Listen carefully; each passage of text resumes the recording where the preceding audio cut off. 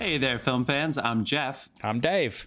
And I'm John, and welcome back to The Love of Cinema, a pod in which we'll challenge one another to discuss movies, both new and old, with a strictly positive critical eye. That's right, people. It's simple. It's a drinking game. We love to drink beer and talk about movies. So anytime we say anything negative, you're going to hear this sound. That sound means that we are about to take a drink, and we hope you drink along with us. This is an extra fun episode to drink along to.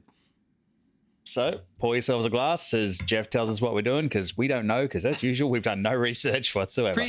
Pre-show shot. Let's do it, people. Bottoms up. Shout out to that woman in Seattle.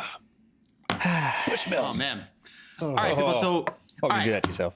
I'm going to dive right into the premise. This is our end of year list. It's that simple. 2022. This is very different from us. So if you are new to our podcast, if you subscribe because Dave was drunk at a bar and stole your phone and made you subscribe to us and you have no idea what we're doing. That happens more than you think. Thank you so much. Yeah. Also, this is a good time to shout out that we have a YouTube channel. I have what looks like a child's art project next to me, but it's actually a redacted list. It is our list that is going to be on the screen the entire fucking episode, whether these son of bitches whether they mind or not. Yeah, there you go. Yeah, sorry, the alcohol's just starting to hit. Hey, no shade on strokes. So anyway, so it's I'll tell you about the premise in 1 second, but this is it. We came up with the list of our I said top 10, it turned into a top 20. We're going to do it reverse order. We love talking about movies. We're doing our top 10 episode, but it's 20 films. I'm going to explain in a second, but that's exactly right. We've seen so many movies. I'm going to talk about it in a second. Should I dive right in? Do you want to sponsors really quick? John, usually it's me that breaks the rules. John, really quick, sponsors. Carlos Barroso is our beer sponsor. He sent me a Merry Christmas message. That's the most sponsoring of beer he's done here on this podcast in about a year. But I love that man, and I want to taste his beer again. See Barroso.beer on Instagram. Give him a follow.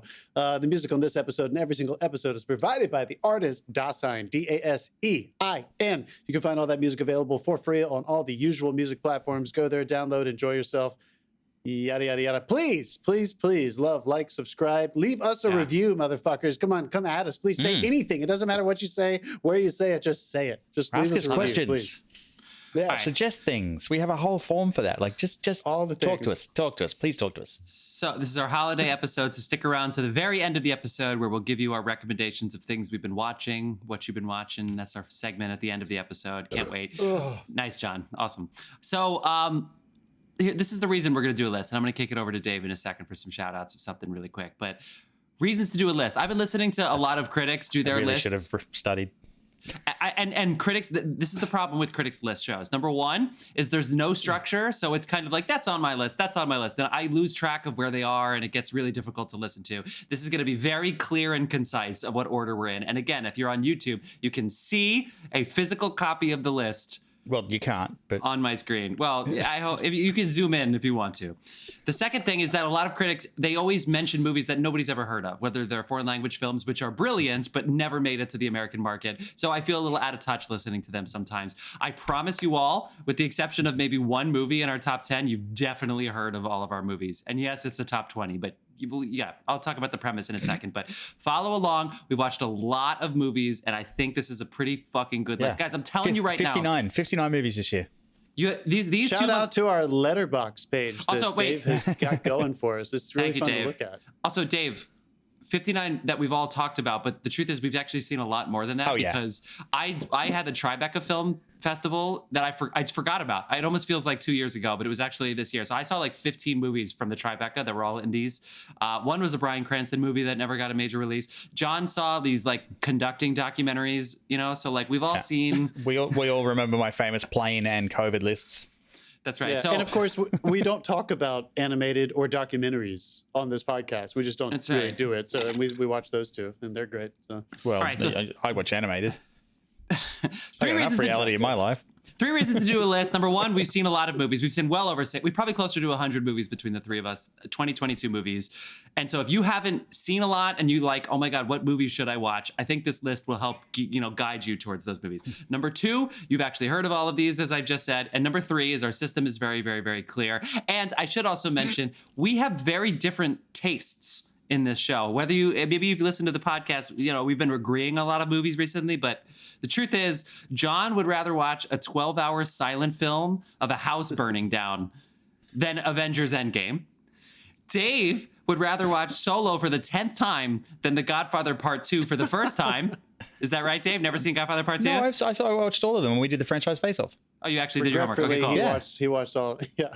Well, I would rather watch a snuff film than It's a Wonderful Life. So anyway, we all have very different tastes here.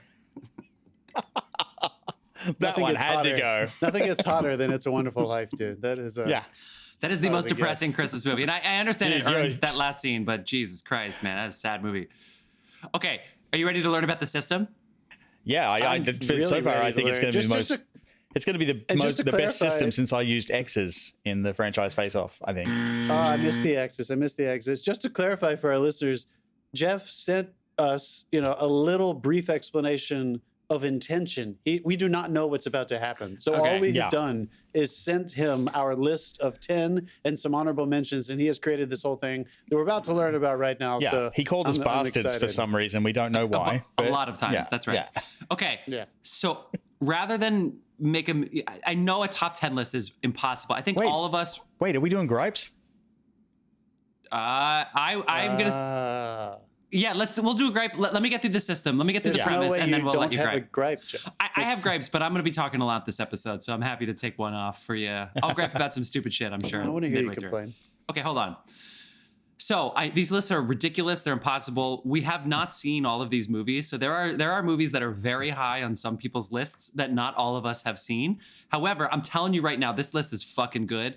And I think that all the movies are represented. Even if we have all seen the movies, they might be higher or lower, whatever. I think this is a pretty goddamn good list. So I just asked them for a top 10.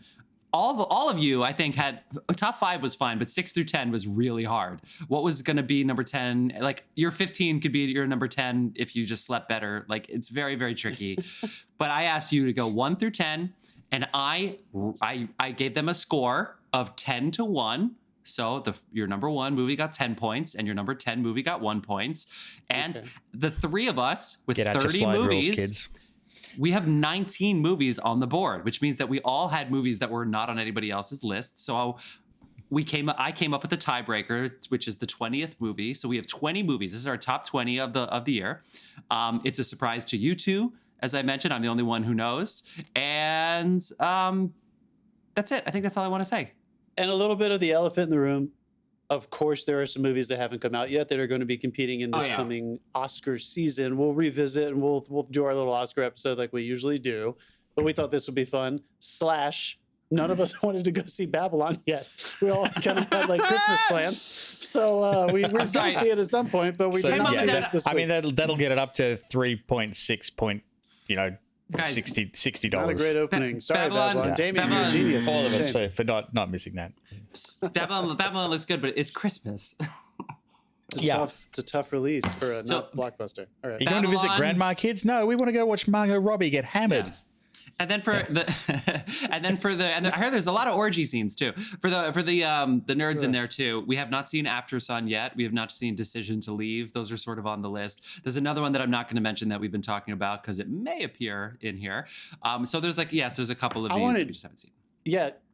Before we really get started, I don't know if we're going to do our gripes. I do have a list of some that I didn't see because I didn't do a couple episodes with you guys. There's some that I think that we should call out that everybody probably saw that's in the serious filmmaking community that maybe we just didn't see or one of us didn't see. They could clearly have belonged on our list. So at some point we should do that. Lists are always bullshit. I will say again, our top 5 is fucking great. 4 of them are chalk and there's a good surprise. And I think that's exactly what you want your top 5 to be. So that's a gambling turn. Okay.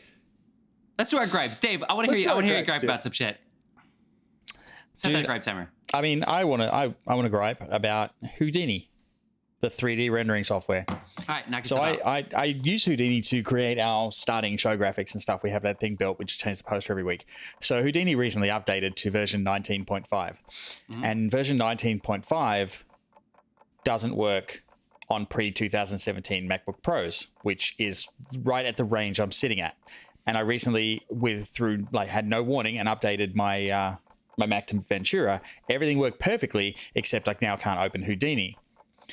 And I have not, because I'm stuck on 19. So Houdini 19 doesn't work on the Mac, and Houdini 19.5 doesn't work on the Mac I have.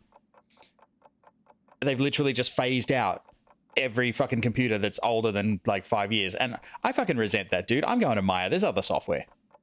I'm canceling my Dave. license and I'm going the other way. Dave, it's not like you do this for a living or anything, too. Compelling gripe from my co-host Dave Green. Extremely technical. Extremely technical. I have a gripe. Hit the timer. They've literally just phased me out. This is I the resent episode it. where we're trying to get new subscribers here, and Dave goes after Resolve. I love it. Okay, let's not Resolve, Houdini. Sorry, John, go. What the fuck, planet Earth? This is the coldest Christmas of all time, dude. I am back on the East Coast, but I'm down in North Carolina. It is fucking freezing. Every single day has been below freezing.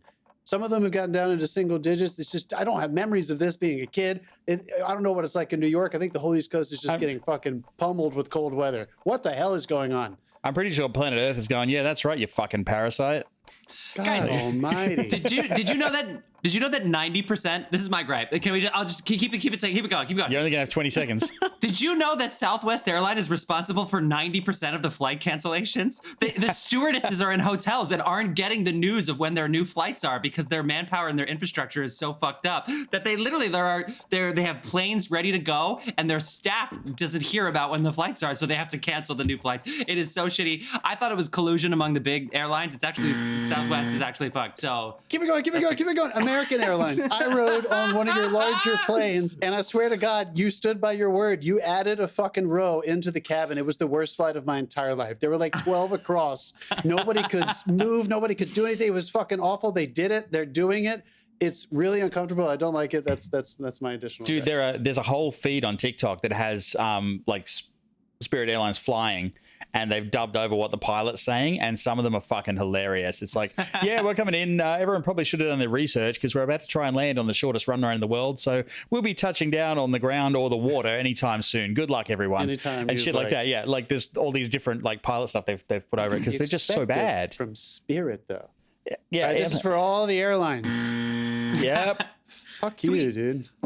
all right, let's segue back into our end of year best movies of 2020. Dave, can you please give John, what is this? You have something to say? I was saying, I think we you should put your hands up like you're Trump. Are there any? Do you see John's hands right now are Trump at a press conference? Do you see it? You guys, you got to get on our YouTube channel and watch this. All right, go ahead. I thought we should just say, are there any lists that I kind of want to say the ones that I haven't seen? That was Trump conducting the McDonald's theme. I guess I want to give an ultimate preface by saying this was an incredible year of movies. We have said that all year, and it has really been all year. And our list is going to organically take us into every quarter, every month, probably. It's just been really, really, really fascinating that we've had at least one, if not all, for every week. There's been something worth seeing, much less. I had trouble making a list of 10. Yeah. And like you said, it could have been 5 to 15. There's so many great movies. So are we revealing individual lists, or are we just doing the 20? No, what's going to happen? I'll tell you in a second. Let me tell you the ones that I haven't seen, just in case people, and if you guys want to throw into these, just very quickly, the ones that I feel like people talked about or my co-host talked about that I was just not here for, and probably should have been on my list or could have existed somewhere. Very quickly. The Woman King, Bones and All, Petite Maman, 3,000 Years of Longing, After Yang, The Menu, Till, Decision to Leave, All Is Quiet on the Western Front, and Triangle of Sadness. Those are wonderful movies from everybody that I respect. People have been enjoying all of them, and I didn't see any of them. And I just listed like 8 or 9. Like that's crazy. This is such a good year. The good news is like sad they're out of the cinema now, but a lot of these are hitting streaming. I've noticed, like I've been going through a lot of the stuff that we covered earlier in the year with my wife on streaming now, and she's loving them. She would like Black Adam. Oh yeah, you said that last year. You keep I'm going to bring. That's the second time. That's the first mention of Therese enjoying The Rock and spandex. I'm going to bring it up again. Yeah. That's a given. Other movies, Woman King was definitely high on my list. So some of the movies you've listed are on our list, John, because Dave and I either covered it without you or etc. But Decision to Leave, Petite Maman, you said. I think Aftersun is another one. That's the Paul Mescal movie with the young father and daughter. That's one that's high on people's lists that I'm very excited to see that we didn't get to yet. Obviously, Babylon's coming up.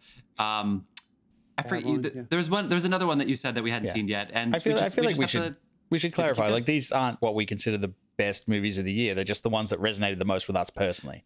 if you look in our top 10 and you see those movies and you haven't seen them yet, and you're sitting there going, what do I watch? I don't know what's there's so many movies that came out this year, but like I'm not going to watch 50 movies. So what do I watch? I think our top 10 is a pretty good list. Or our top 20 is a pretty good list. Do you guys, we don't need to get in the weeds here, but yeah, Dave, you just made that comment. Did you guys have like a point system in your head? Were you thinking about rewatchability? Was it just singular? What was that one viewing experience like? Because I kept asking myself, the 1 through 5 was easier for me. I think it was just like, what did I respond to the most? But then I was starting to have, to struggle after that. And I was thinking about those things, like, which one am I ever going to go back to? I gave them all X's.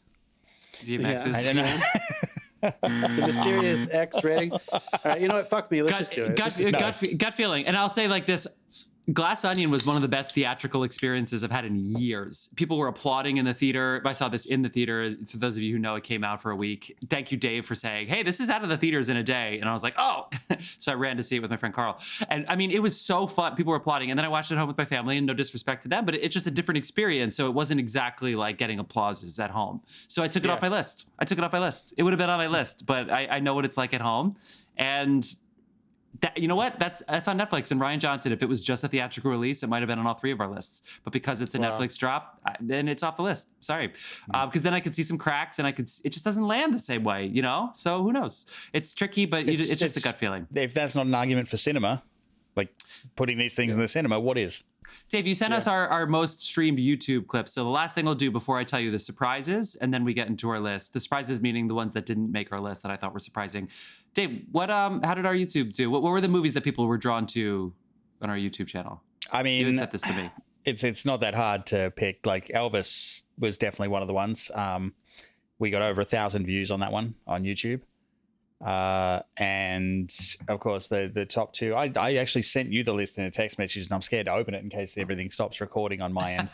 But well, you know what number 1 was. So number 3 was The Great Escape, which was not a film that came out this year. Memories of Murder, you should go back and watch. But for this movie, Nope, Tar, fucking Samaritan, 3,000 Years of Longing, The Whale, and somehow Morbius was in there. These were our most watched episodes that we recorded. Isn't that funny? So we're doing a top 10 of us. Everything Everywhere, right? Nothing has topped Everything Everywhere All at Once. It's still going. It's 3,119 and counting. I'm still so happy. It's still going. It's still showing up in the monthly stats. People are still watching let's get it up. Hashtag China. Yeah. Other surprises that didn't make any of our lists. John, you mentioned a couple of them, but then also Avatar. Of course, the new Avatar movie we spoke highly of. Armageddon Time was another one we spoke highly of. Crimes of the Future, Dave and I saw, we really liked. Shout out to Matt and Mark. They loved that too. Did not make our list. We haven't seen All Quiet on the Western Front. That's a new Netflix movie that just came out. Pinocchio just came out. So, I don't even know if those would be on our list, but everything's coming out now. So it's like, it's impossible to. I've seen the effects reel for All Quiet on the Western Front. That's impressive. All right. Crazy and then on John, you gave us your 11 to 15. Which was both a tiebreaker vote, and the other one was The Empire of Light. You put it number 15. Empire of Light, Sam Mendes, Olivia Colman. We talked about that recently. Wait, you went to 15? Well, I put it. Come on, I put it in our chat. I was like, if you want to give me a couple more to see if there's, whatever. It doesn't fucking matter. Are you ready? In those hills, Dave. 11, all right. 15. So here's. I'm sitting there brutally cutting it down to 10. I cried. So here's how I'm going to go from number 12. Guys, are you ready? Are you ready? I wish I had a fucking fanfare right now for our ba-ba-ba-ba. So we're starting. Yeah, have a drum roll. All right, people, it is now time for our top 20 films of the year in the most bullshit, ridiculous way possible. But I'm telling you, this is a good list. It's a great list. I'm going to start at number 20, and I'm going to go towards number 1. So just like our podcasts, the smaller films that we like and are rooting for are going to get the most screen time if you go to our YouTube channel and look at my shitty child artwork that I put on a collegiate level $5 white board. Dude, that's how you send text messages on a cruise ship. That's like, yeah, that's also what college is like too. Okay, so number 20. As you look here, if you look off to the right, you can see it actually scored. How are you going to reveal this? How are you? It actually scored. No, it's going to be easy. Watch. So number 20 actually. Did you do arts and crafts? Do these pull off? Yeah, is that permanent marker underneath erasable marker? I promise you this is going to be fine. You just watch, right? Okay. So number 20 actually received 0 points, but both John and I put it as our number 11 movie. Who got Oh my you god! that shirt? Thank you so much. My brother and sister-in-law got me this Back to the Future shirt when they went to Universal That's great. with my mom and my niece recently. So shout out, Dana That's Fallon. great. Yeah. And what'd you get for Christmas? And Remy. What did you? Guys, stop! you- No, we have to get into our list. They also got me the book of the food in movies, so you can like the recipe, so you can get Ray Liotta's pasta and Goodfellas. I want to look at that. Okay, we'll did talk they get about it it? later. Did they It's get not it time. straight from like the people that made it in the movie? Because sometimes that food is not good. No. Okay, cool. Also, it's not a book club. So here we go. So number 20 with 0 This points, book's but literally sitting behind you. number 11. I got 5 books for Christmas. Number 20 is. Are you ready? Yeah. The Batman. Hey. John and I both put this as the number 11 movie of our year. What do you guys have to say something about Batman? John, You know what? 'cause This put is it on one your of list. those where I was grateful that you had made our letterbox. Obviously, there's ways we could go back otherwise, but it's kind of just flipping through. And like I said, there were a lot of movies in the early quarters that really took people by surprise. And this one was not a movie that we should have forgotten necessarily. It made quite a big splash with commercial success and reviews. But I still think there's a strong argument that it stands alone within the giant Batman franchise. But I had kind of forgotten about it. And then when I was looking over the list today, just again, like 10th, 11th, 12th, 14th time, just to see, all right, is this really what I'm going to put forward? I kind of went back through the letterbox and I was like, dude, fuck, I should probably put it on there somewhere. I don't think it's going to be in my top 10 ever for this year. I think I feel good about my decision, but it has to be mentioned. That was just, if that had come out in any off year, it would have been a top 10 movie for sure. It was really well done. Do you want Just goes to show you how good it is. Do you want to spoil now where I put it in my top 10? You didn't put it in your top 10. That's Exactly. Dave, What do you mean- and I'm okay. curious, did you forget about it or did you choose No, not to? I chose not to. all right. All right. So, all right. Dave, Matt we're trying to Reeves. keep it positive here. Something. No, it was in the way. it was a hard choice. I know it's a hard choice. So, okay. You know what I was thinking about the other day? I was cried, talking with man. somebody about mixing in IMAX theaters, and I remembered when I was thinking about the screech when the Batmobile turns on. Uh-huh. And That was cool. you hear it burning Yeah. rubber before he releases the gear and puts it in, and just how they brought everything into the low LFE. Oh God, it was. I fucking mentioned the sweet. upside you're down. like, oh fuck! Even there was waiting two all great- week for that. There's actually a comment on one on our YouTube for that episode. They're like, dude, I'm now scared of the Batmobile. Yeah. Honestly, So, fucking yeah. haunting, dude. Two great upside down shots of the year. Number one is when the penguin is upside down looking at the Batman in the flame, and he's upside down because he's the car is course, total. yeah. Classic. And then the Avatar upside down, which we talked about last week, which is just fucking wild. Yeah, Those two brilliant. great Totally upside down different kind shots. of upside down. Okay, so we're gonna go to 19. So from now on, here's how Everybody's everybody's about superlatives like that. yeah. On the go. They come. It's the structure is there so that we can be loose, but have something to go back to. Are we does live it anywhere say- right now? No, we're not. We should have been. We should have done this live. Remember we tried to be on Clubhouse live. And yeah, nobody watched. Didn't It was work. all listen. Yeah, Nobody it- listened. Get Well, that yeah. cookbook and let's See, read that's some. the thing. this could be Live informative, doesn't too. work with us because pausing for questions when we're doing this kind of sucks. So I've Yeah. had Like, two friends the listen to our questions episode afterwards. recently, and they asked me, they were like, "You guys edit that, right? Or do you just?" I was like, "No, we don't edit. They were like, Edit? "You just talk Do that they listen to to each us? other the whole time." Like, Yes. dude, this is nonstop. Yes, dude. we we don't do. edit, we don't research. That's why the YouTube's great, because everybody else listens on 1.25 or 1.5 and they hear us, and it's like Nobody does that except for you and your brother, Jeff. You don't realize that nobody else does that except for YouTube. Dude. What did fuck I you get both. buzzed for? I didn't Get the fuck fucking out of do here, both of you anything. guys. So from now on, here's how this works. Dan, The next like 7 movies are all only on one list, but we're all Oh, going to get a God, chance to talk we're on about it. 19, right? So what I'm going to do is Have you revealed it? Because I can't see it. Can you chill the fuck out? Jesus Christ, you guys. So what I'm going to do is whoever rated it the highest gets to go first in their cool. in their discussion. Also, that comes up when it comes to tiebreakers. So if there's ever a tiebreak, whichever movie is on the most lists gets it instead of the one person who put it really high on their list. That was the tiebreaker. All right. Also, for So- everyone, that's a good on idea. YouTube, That's a I good just checked, and yes, it's on his camera, but the cutoff for the YouTube video erases number 20 because he didn't quite no. get it high enough. The YouTube doesn't. Oh well, whatever. Fuck it. What's the aspect ratio of a YouTube video? All right, so we're going now to number 19. Our number, I'm gonna rip this fucking board apart here. Number 19 movie of our year is Prey. That was on my list, guys. Prey was so fucking good. It's the Predator. Yeah. It's the Predator prequel. That's one we didn't talk about and should have. Guys, I had to look up to see if it came out this year, and it came out in August. Yeah. I totally forgot about it. I raved about that for months and then sat down the second it was out and watched it. This is what I'm talking about with our list. It's okay that it's not on your list. It's represented on here, and we're going to move on because I have a feeling you would put it between How is it 11 and represented? 20.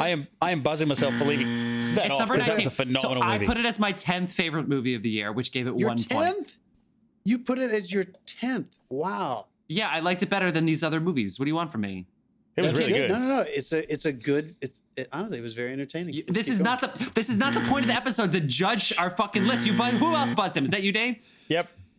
Everybody, speak highly. Dave put some shit on his list that I'm surprised about. And you know what, John? You put some shit on your fucking list that we're surprised about too. So just be happy that it's represented on the for us list. to yell at each other. Yeah. The number 18, which is only represented on number 18. So is which it is permanent only marker under erasable marker? no. I put a label on top of a label. Wow, you really went to Crafty Town. Number 18 is Bullet Train. John, you put it at number 10 on your list, and none of us put it on our list, and yet we're not going to give you shit about it. We're just going to let you talk, and we're going to talk about how it's a good movie. I and not sit rewatched there and be that like, last Gee, week. I can't believe you put it so high on your list, dick. I rewatched it last week. That's one of the ones we watched. Thank you. Yeah, this is one of those where I was very clearly thinking in terms of rewatchability and all of my 6 through 15 list, I'll probably watch that movie like 6 to 10 more times in my life. And it just, it was very entertaining. It's not the most brilliant piece of cinema we've ever seen, but it was really entertaining and it is another fun really to good show blockbuster people from this year. It's fun to get your friends Elizabeth together and showed watch. her family, like while we were people are watching it. People are watching it at home. Yep. You know what else matters too, which I think we'll see this Brad later Pitt in the looks lists. Pretty good. When he puts his hair up, the man looks pretty good. You know what else? did you buzz me for in 2022 when we're all about sexual expression? What was that for? Take that, Jeff. John, we're rescinding that buzz. Say it out loud. I want a record of you. Your sarcasm. It's going to come up later. This movie did exactly what it wanted to do, and it deserves credit for that. It did exactly right. All the critics were like, and it's like, shut the fuck up. It knew what it was, and it did what it wanted to do. Yeah. Get out of here. Yeah. It's Really exactly what it wanted to do. And it was awesome in Dolby Cinema. IMAX. It was fucking fantastic. Oh, wait. Fuck yeah. I saw it in IMAX. That's right. I can't remember where I saw it. Look at that. Yeah. Guys, we love drinking beer and huge and talking about loud. movies. That's what she said. Okay, so number 17 on our list. What? The Outfit. Dave. Wow. Number 10 on your... I feel like number 10 in all our lists, we're like, which movie do we want to say out loud? Dave, The Outfit, number 10. Talk to us. This is on Paramount Plus. We should be doing that too. Is it Peacock. It's on Peacock. It's on Peacock. Yeah, One Peacock. of the P's. The one fucking streaming service I don't pay for. But You want yeah, my it's Simon? I you can't do that. That's illegal. Netflix is cracking down on that next year. Fuck. Yeah. So The Outfit for me was a great film. And that one, Mark Rylance. What happened? I choked. Yeah. Good. We love Mark Rylance on this it's podcast. Mark Rylance, but Mark Rylance doing a character that normally does the quirky stuff or that sort of thing. This guy was it was a totally different character for him, and the tension just built through the movie. I loved it. I walked out of there. I came home and talked about it a lot. I think that was my benchmark, really, how much I talked about it when I got home. That's because a lot of these times I don't because my wife's not really comfy going to the theaters still, so I go and see this by myself, and then I come home. Does she know what The Rock's bulge looks like in IMAX? She does not. Her life is lacking for it, but it's not as good as Nemo's. But did you see that story? Did you see that story from fucking Wakanda Forever? Apparently, there was someone hired to paint his bulge down.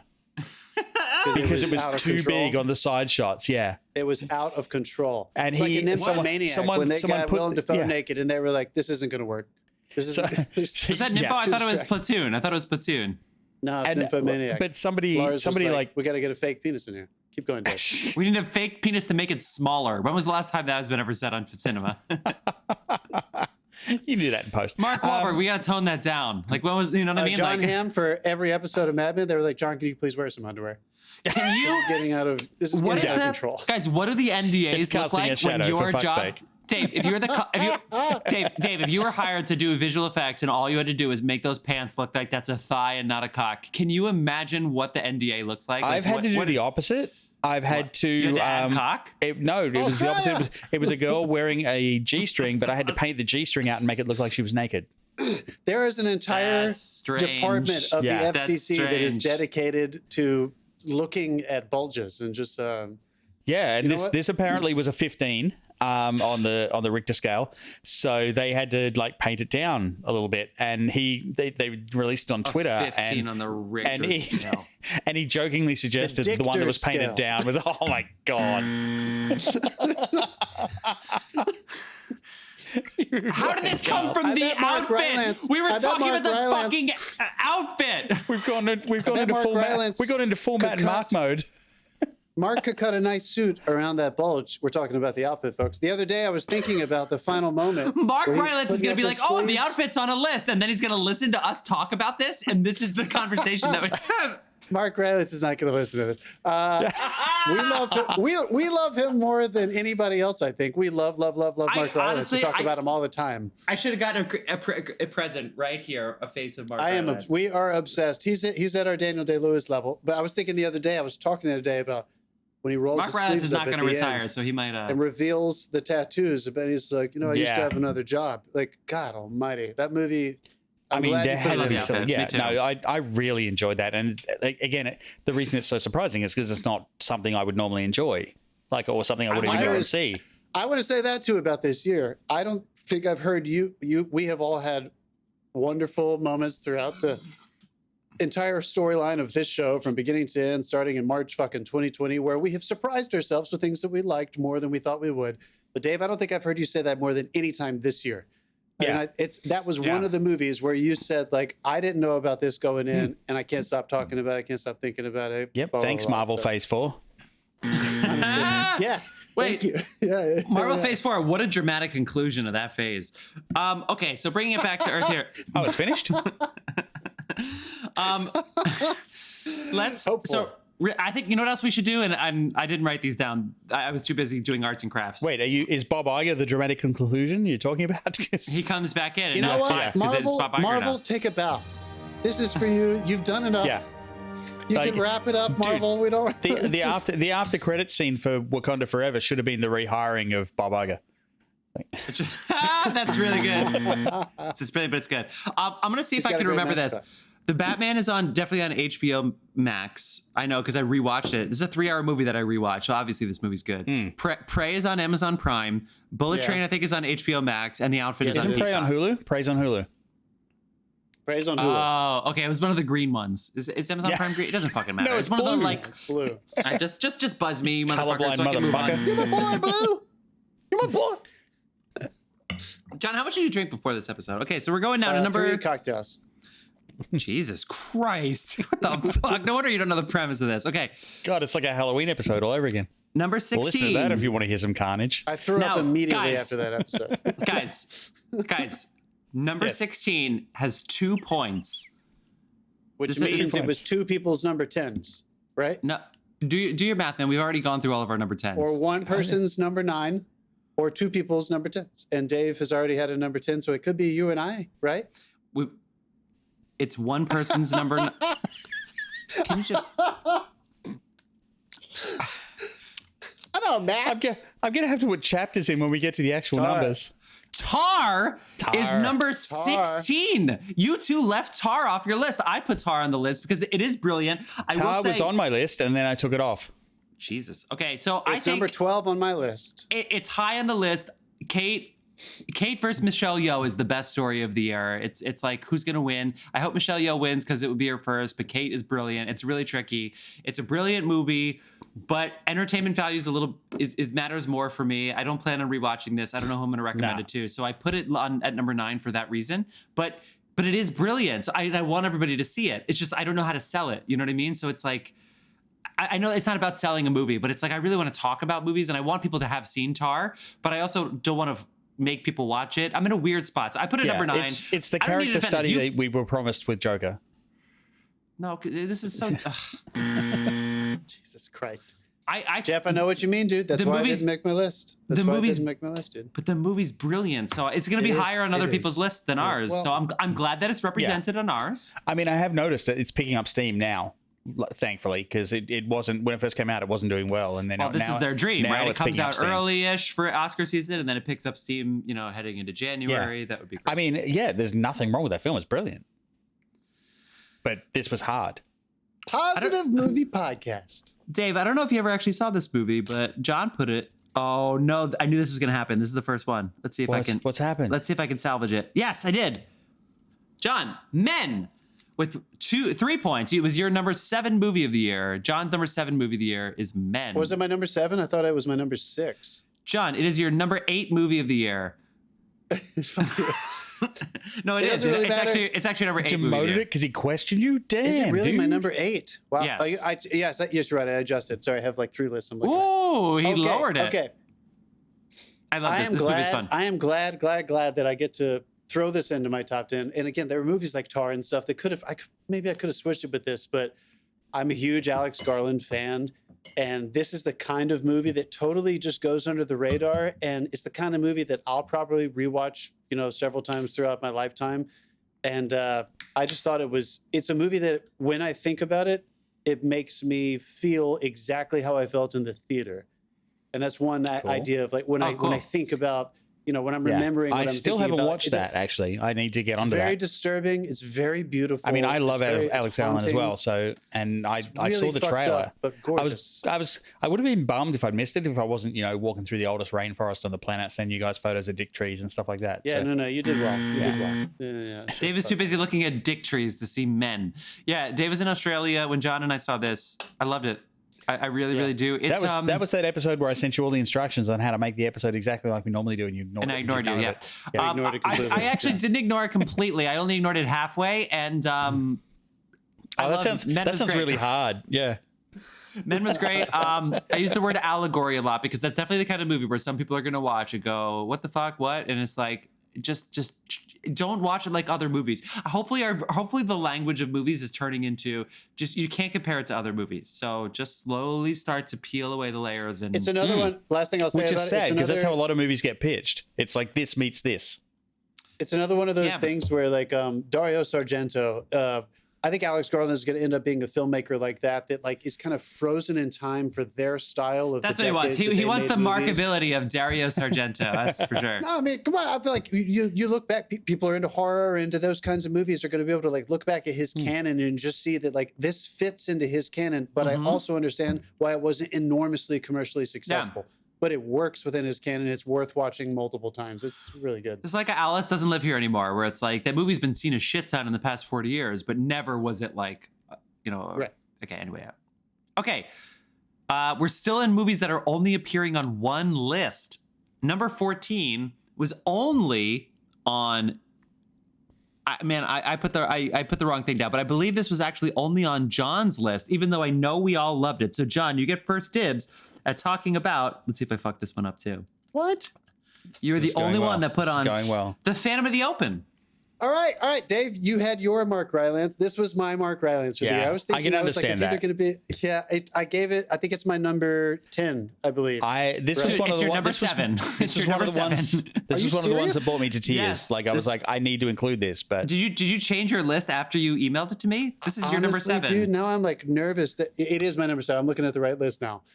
Jesus everything Christ, else. you made me fucking nervous. Fucking it up. No. Do it. All right, go ahead. I rewatchability. I do think I'll rewatch this. I laughed as well as was emotionally moved. People are showing their families. People I know are going home and showing it to their families who like golf or who just want to have a good, emotional, sweet, heartwarming journey. It's so touching. I think I'm also going to underestimate in the years that pass between my rewatches the creativity of the style. What they do with like his fantasies and his dreams and stuff. Like I'm just thinking about how it made me feel. But there's a lot of really interesting filmmaking going on. I thought it was so moving. Deadly accurate with my forward. Deadly accurate with my forward. I want to say the only reason this wasn't. That's the best. That's what the best fucking. I want to say. That drive. The only reason that was great. The only reason this wasn't in my top 10, I think, is because I've sort of played that sort of character before. So I went for the outfit where I hadn't seen him do that before, and it really resonated. I'm glad that we got two of his great performances this year on there. Maybe there's another one from you too, which I did not see. But I'm pretty sure Men in Phantom of the Open are only available to rent right now. I mean, Right, so give him your money. Give him your money. I have rewatched Phantom of the Open, and it does play differently at home, but it's just it's great. It's really, really great. I love it. I mean, everything plays differently at home when you've got a whole family in the room. There's going to be distractions. There's going to be some people who talk during the movie. Oh wait, no, that's like normal. Guys, I think yeah. so. Here we go. We're starting to get into some now heavy hitters. Some are still going to be some little movies that could, but this is a heavy hitter that some people could put really high on their list, and other people could put not on their list. Which is why I think our list is fucking awesome. I think this is such a goddamn good list that we came up with here. Our list is awesome. Hashtag. Yeah, our list is awesome. We'll put that in the description. Dave, where are you going? Don't go out of order. You look like you were going to pull one of the ones on the 10 list. That's what she said. He would Dave, never do that. He's been thinking about this. I've been planning ahead. That's why Dave, I got this. Jeff, what other recipes are in that cookbook? I kind of want you to whip it out. Dave, John, you can't just shout on our podcast. I'm kind of hoping you'd whip it out. No, this is the podcast where you can. I put the explicit thing on because I teach children. I don't want them to, stumble upon this. But yeah, teach children. Dave, it's the best way to get the kids to listen. Dave's number 6 only appeared on his list. It did not appear on mine or John's list, and it is nope. Dave, take it away. Hey, cool, nice dude. Yeah, I mean, I think I love this on several reasons, because of the You see it at IMAX or Dolby Cinema? I saw that one I saw it in IMAX. Okay. It's fucking awesome in IMAX. Yeah, when that thing went full creature mode, I was like, fuck, that's a lot, but also it's huge. The 1.9 in IMAX is worth seeing in IMAX. Yeah, but also the sound mix was phenomenal. The day for night shit where they used infrared, that whole movie was shot in daylight, right?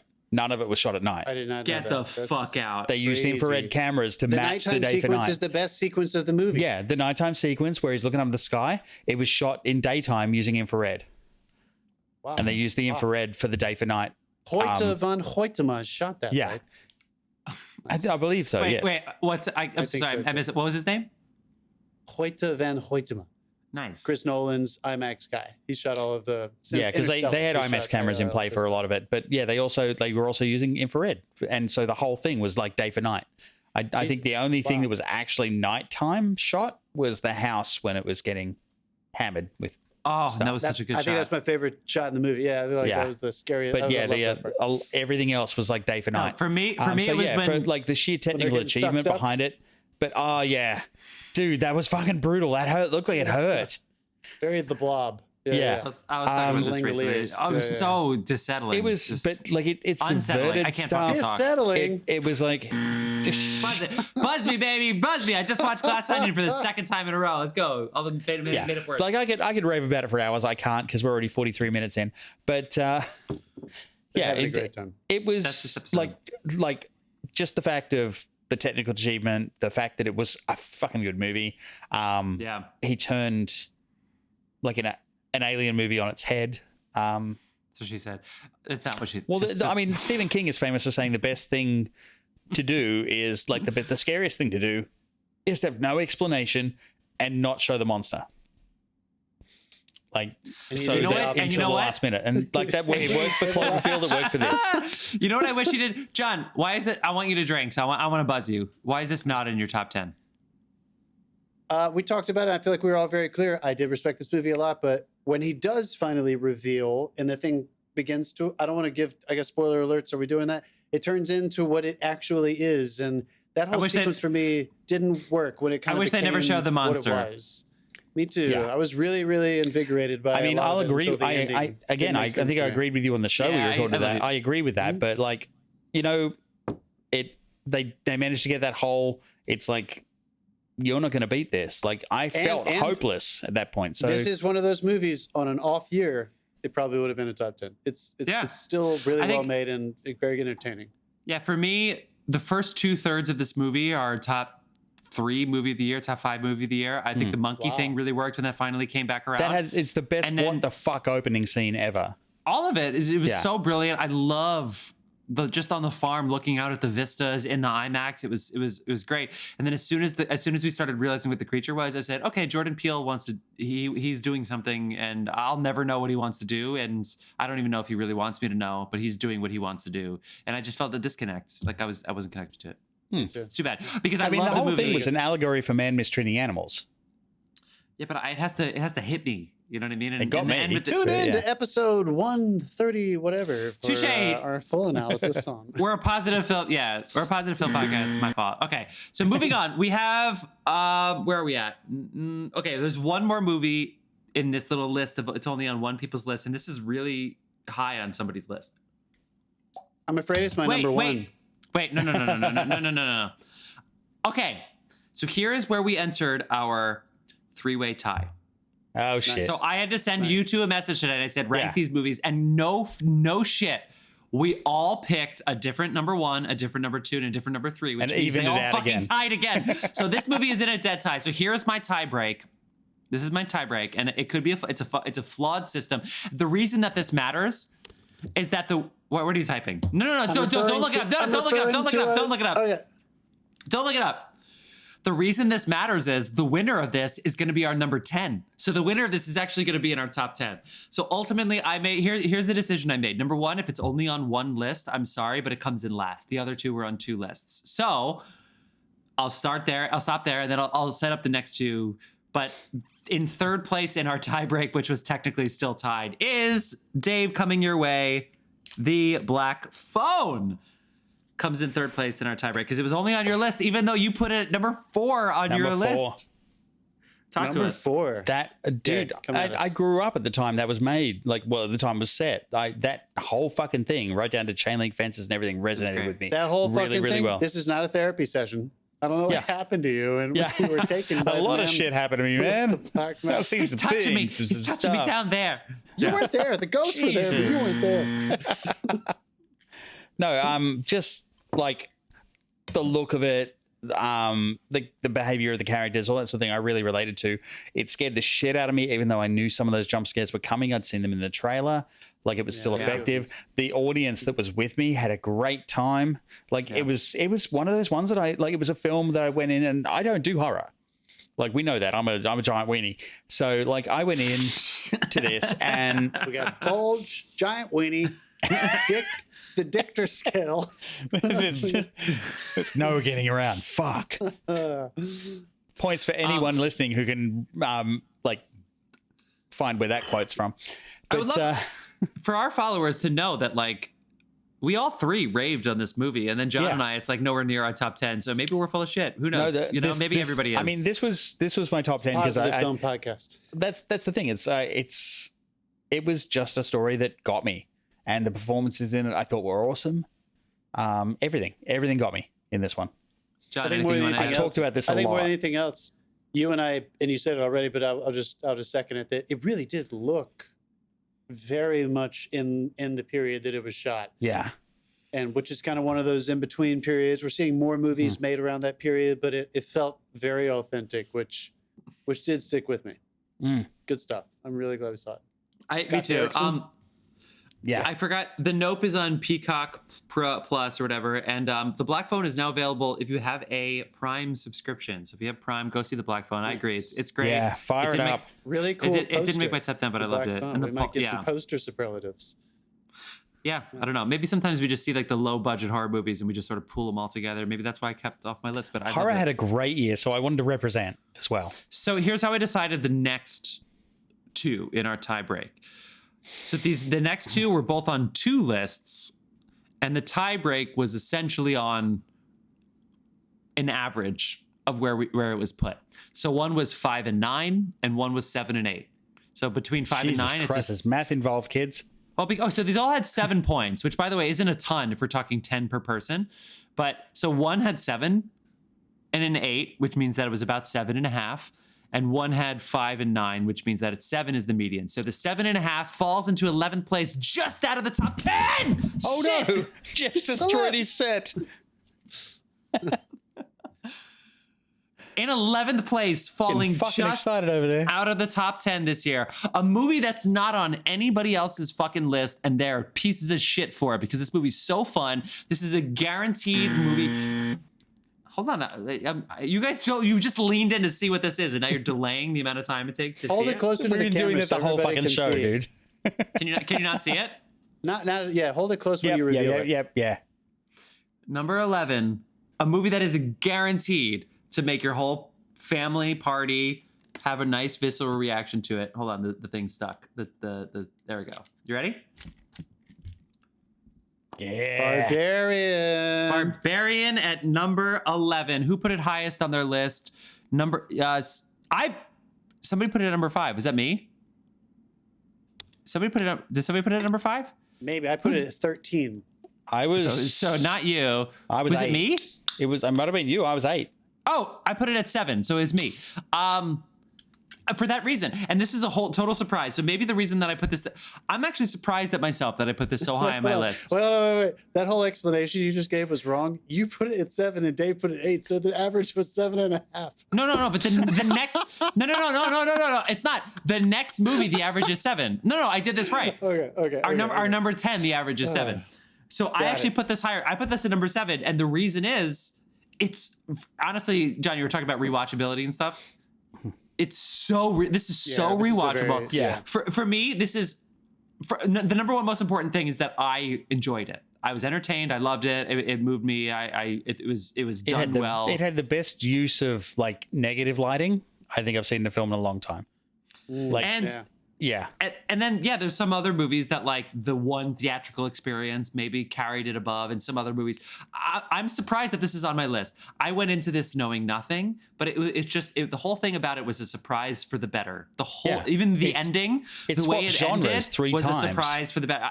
The genre swapping, the way it went back in time. I love a period piece. It like played at being a period piece for a minute and then went right back. The whole thing, I'm so surprised. This is also on HBO Max. Yeah. And then Dave, you put it on your list. I did. So you go next. Go ahead.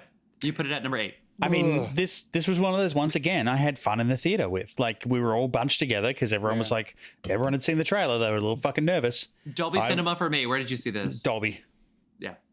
And I was expecting to literally soil that seat, given what I'd seen in the trailer, and they did not disappoint. Soil your seat. Like, really fun. Like I said on the episode we recorded, like the girl in the seat next to me climbed into her boyfriend's lap. I assume it was her boyfriend. It might have been a stranger. I don't know. That's weird. Was it your lap? No, it was not my lap. She went the other way. Okay. But mainly because I was sitting there smiling, eating popcorn while all this shit was happening.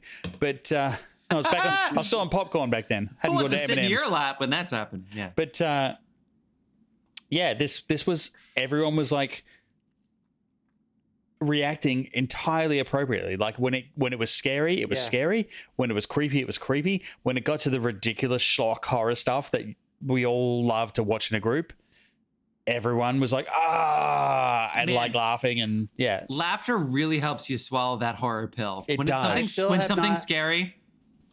I have not watched this at home. I've not rewatched this, and I had a wonderful experience in the theater as well. And I'm curious to see how it watches by yourself at home. Well, the only thing I can recommend is watch it at night, because if you they have put a 4K on there, obviously, but if you're watching this in the daytime, it's toast. Yeah, you're going to lose half the effect. Yeah. Watch it. Yeah, you got to be in a really dark room to watch this, because that really works. Having Bill Skarsgård be like, is he good? Is he not? He's such a charm, and then the Justin Long. I just like, it cut deeper. I mean, Justin Long is the fucking king of horror in this generation. Justin Long should be on the this movie cuts deeper than just the popcorn fare the pitches. The fact that there is some subversion going on, like some cultural subversion, is great. And I guarantee you, Hyatt Hotel will make sure this movie stays popular forever. All right, so 11 through 10, quick. Okay. One of my students who's young is in Detroit right now for the holiday season performing in a show. Okay, cool. So 11 through 10, let me do a recap. It's set in Detroit. Okay, we're wondering what's the connection there? Was it a random share? The whole thing is set in the in Detroit where it turns to shit. Okay. Yes. Where is Morbius? At what point in the top 5 does... Morbius was our number 11 YouTube video. Morbius was, yeah, it was. Morbius our number 11 most watched YouTube video. Laughing at you, not with you. Got it. Mainly because it got a second cinema run because the entire internet invented the "it's Morbin time" thing, Right. and We they invented misinterpreted that as. All right. Oh, okay, enough. So in our top 10, only 3 movies in our top 10 were only on one person's list. So there was a pretty good consensus in the top 10 here. But let me just do a recap of 20 to 11. I'll fight you. Sure, they're mine. Number 1 is yours, 1 is mine, and 1 is Dave's. So there you go. Oh, that's cool. So 20 to 11. The Batman is 20. Prey is 19. 18 is Bullet Train. 17 is The Outfit. 16 is Tar. 15 is Men. 14 is The Phantom of the Open. 13 is Nope. 12 is The Black Phone. 11 is Barbarian, which I'll say again is on HBO Max. Number 10, coming in our top 10, which is the tiebreaker, which I should say was 5 minutes in, we're finally in the thing we said we were going to do. I feel like I need another beer. Do you guys want to take a very quick Do you want break? to take you want to take a break? Should we play some Docile music and like sell some edit Carlos it beer? together? Yeah. Is that possible? I could pee and to get another beer if that's cool with you guys. Oh yeah, I feel you like can we're just totally getting started. pee. We'll keep talking while you're gone. Yeah. Right. Well, no, Johnny said no. Well, let's just take it, and then Dave doesn't want to edit this. He doesn't want to edit it at all. I There's no can way he wants totally to edit this. It's easy. Are What you time's sure? your 'Cause schedule? Let's just I get need to tomorrow. like go upstairs and like go. I actually need another beer anyway because this is also do 2 it. episodes. All right, we're gonna break we're taking everyone. a quick break, We're people. gonna come back, and it's not like we're live. Like, who gives a fuck? We could have just not said No, that and tell put the a cut there. clubhouse audience where we're at. What? You want me to turn the clubhouse on? I still have the functions here.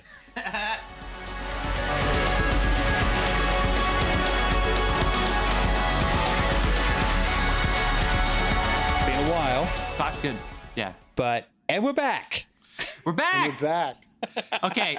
Oh my Oh, God, it it's has been so been a long since we while. did that. Wow. So we should also take this moment to say, people are they're gonna notice the professionalism of our intro and Slip the way away, yeah. and the way we cut to commercial breaks. And so they're gonna ask us like, how do you have such a professional podcast? And I just want everybody to know, like, if you're in a college dorm room and you drink a lot of beer, just like press record and you got a podcast. You Yeah, know, like that's pretty it. much. Basically all we do. Why, you don't need a sound engineer who does this for a living and licks the taint of corporate America for money so he can do his passion projects to edit your episodes in order to put That's together. an unrelated buzz. I don't know what he just said. I just wanted to fuck with him. Yeah. We did a We're bunch back. of focus groups, It's and a they bit said this would be nutty. the most effective podcast. I can't wait to find out if we're gonna split this into 2 different episodes, part 1 and part 2. We shouldn't. We should No. keep it as No, one. we absolutely not. No. Okay, we're trying to They can get our. skip ahead. Okay, great. So here we go, Everyone can do double time on the treadmill. That's what she said. Okay, no, it's not. Why do I keep saying that? It's because I've been watching The Office. The Office is so fun to rewatch. Oh no! Wow. Yeah, I've never seen so we are now officially in the top 10 portion of our top 10 list. Jesus Christ. An hour and 8 minutes into our it. An recording. hour in. Yes. No, I said earlier. I don't know what the title of this is going to be. I thought I just about It saying, literally like, top says 20. our top tens of 2022. To you, That's yes, the but funny like part. I do the Podbean unless I didn't do the episode. So It's a fucking graphic at the start of the show, dude. Okay, so we are now in the top 10. And now here's the thing. Here's what, guys, I'm telling you right now. John, I know your movie that, I don't want to give it away yet, but you know for fucking sure that neither of us have seen this movie and you put it really high on your list. I also have a movie that's really high on my list that neither of you two fuckers have seen. But the truth is, they're represented on the list. So whether or not it would be a little higher or a little lower, doesn't fucking matter. This is a fantastic top 10 list. Everybody at home has heard of 8 of these movies for sure. And we are going on. And number 10, I'm glad that it won our little thing, even though it was my least favorite out of the 3 of them. I also wasn't a part of the episode that you guys did where you talked about it. But number 10. What did I say? 10? Like I was saying 9 and 10 are the same. Oh, for fuck's sake, just Number 10 is Elvis, which was John's number 5 and Dave's number 9. So, John, you get to go first. Elvis, number 10. It was my number 6. oh my god, It was John's number 6 movie of the year. Yes. going well, folks. Oh, you got 5. It was 5 points because it was your number 6. Great. Yeah. Oh, shit, that fucks up my tiebreaker. God damn it, whatever. Elvis is number 10. While John We're talks, keeping it at number 10. Yeah, I think this was a. I still agree that I love Tom Hanks. He's a fucking national treasure. I'm obsessed with him. I don't know if Who? him Tom Hanks. I don't know if him in that part was the best choice. But Buzz Jeff. Did you just buzz yourself? Jeff buzzed himself. This Guys, movie, I think, is undeniably entertaining and extremely well made. I think Baz Luhrmann is at the top of his game.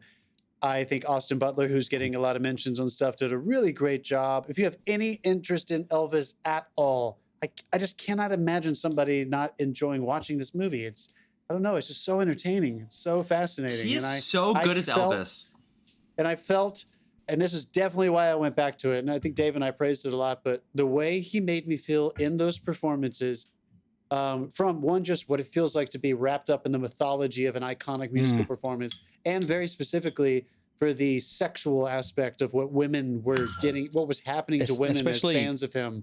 I don't knowing think it I've as- seen anybody come close to that with filmmaking before. It was unreal. Yeah, especially knowing as little of Elvis as I did, which is why I asked that question that got us all the hate mail on YouTube. But Yeah, remember that? yeah, I remember that. It's still there. We left it there.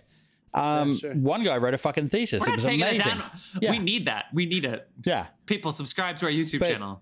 No, John, no yelling. I don't give a shit how much you drank. We agreed on this, and I saw this in Dolby Cinema, and it was like I was at that fucking concert. The music mix was like the second best Dolby music mix I think I've ever heard.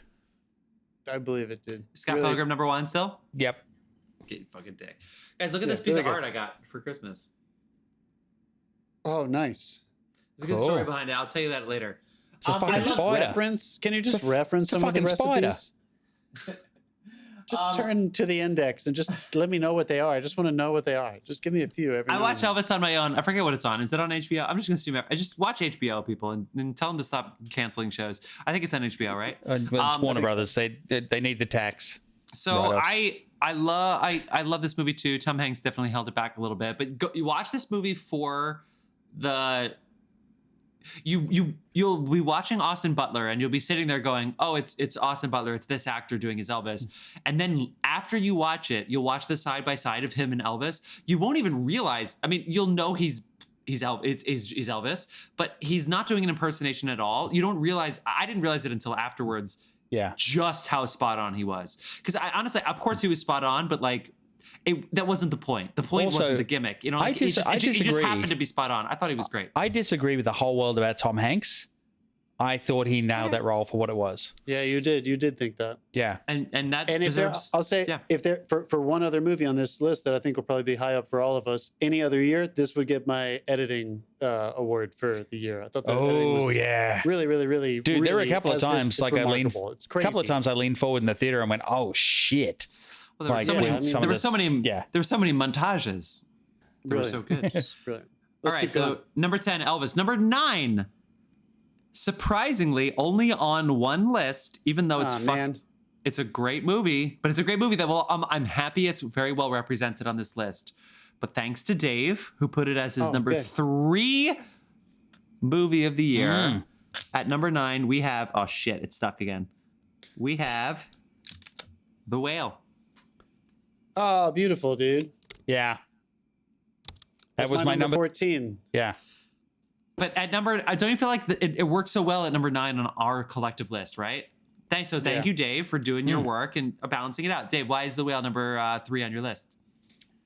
It was again, it's something that affects you personally. Like if depending on what you bring to the experience, a movie's going to affect you differently. And this one hit me. It was like I grew up throughout the Brendan Fraser Yeah. thing I think that matters. That really to see him matters. pull out a performance like this. Also, Sadie Sink, like I said, like she's a favorite. Yeah. And yeah, just like how it started, how it ended, it tugged on me. I don't know if I mentioned it on the show, but like when I walked out of the theater, I was glad it was raining. We all Nice. said that. Yeah, we Yeah. did say that. Yeah. My brother and one of my best friends from home, they saw it recently, and they both concurred. They were sobbing at the end of that Yeah, movie. because Like, I it had is- something it caught in my is fucking maybe- eye, big time. It is a top 3 ending for me this year. The ending is perfect. yeah. It is. It may. I mean, it could have the- maybe the- stayed in the solid white for me for maybe 5 more seconds. I could have just lingered there. All right, 'Cause I 5 feel like it seconds. kind of- yeah. It's a long time. Fade to white. What a surprise. But no, I think just the sheer power of it, the fact that I was conscious that I was watching an adaptation of a play, but it was still so good it affected me on such a deep level. Yeah. That's why it's number 3. I wasn't conscious of it. I fucking love this movie, and I wonder if I listened to a podcaster who says they should do the Oscars 3 years after the movies come out, which of course is stupid, right? Nobody would care about the Oscars, but in 3 years, it's very possible that John and I both have this in our top 5. I think, because it's like, I don't know why we didn't put it in our list. It's just a hard year, and you know, comparing movies is so stupid. Because in truth, in 3 years, this movie might be like my number 3 favorite movie of this year. I don't even know. It's just one of those years. I think I literally thought to myself, other than the ending, which I think is remarkable, and we talked about in an episode, there isn't much about this movie that it's extremely cinematic compared to a lot of our other top choices. Yeah, that might be it. If it was just Renters, yeah. But I also thought to myself, but this is also a movie where this movie doesn't have a single flaw. There's nothing wrong with it. Like it's so well done. Aronofsky did it really does when you begin. It's like you hope for the guy, and about halfway through you realize that no, this is gonna happen. That's what he wants. That's his objective. Is that my friend told me? I just want to let's just listen to the ending for a second. Live through it. Yeah. I said when he said I texted my friend today because he saw it today and he was like, dude, I was sobbing, and you know he has children and. I said, it's all worth it for when he asks her to start, she starts reading it. He stands up and walks to her and then, you know, lift off, cut to white. And my friend said, and don't forget that shot on the beach with her.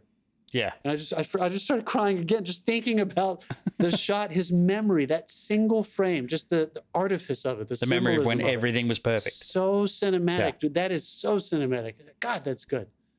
Yeah. I loved it. Darren Aronofsky does a podcast about it. I also want to point out, I'm glad it made the list. This is one movie. Yeah, Dave. No, I'm happy it's in the top 10, and it's all because of you, Dave. So thank you. This is one movie along with Empire Flight with Sam Mendes and this is somebody better. else. Somebody else who this was the first time that I've seen in years that the filmmaker didn't work with the usual composer that they work with, scoring composer. This was the first time I think in Aronofsky's entire filmography that he did not work with Clint Mansell. And I love his scores a lot, but I thought the music for this movie, especially in that ending, was absolutely brilliant. And just it was fun seeing these people work with different flavors. And yeah, good for you, Julia. I'm glad I made it.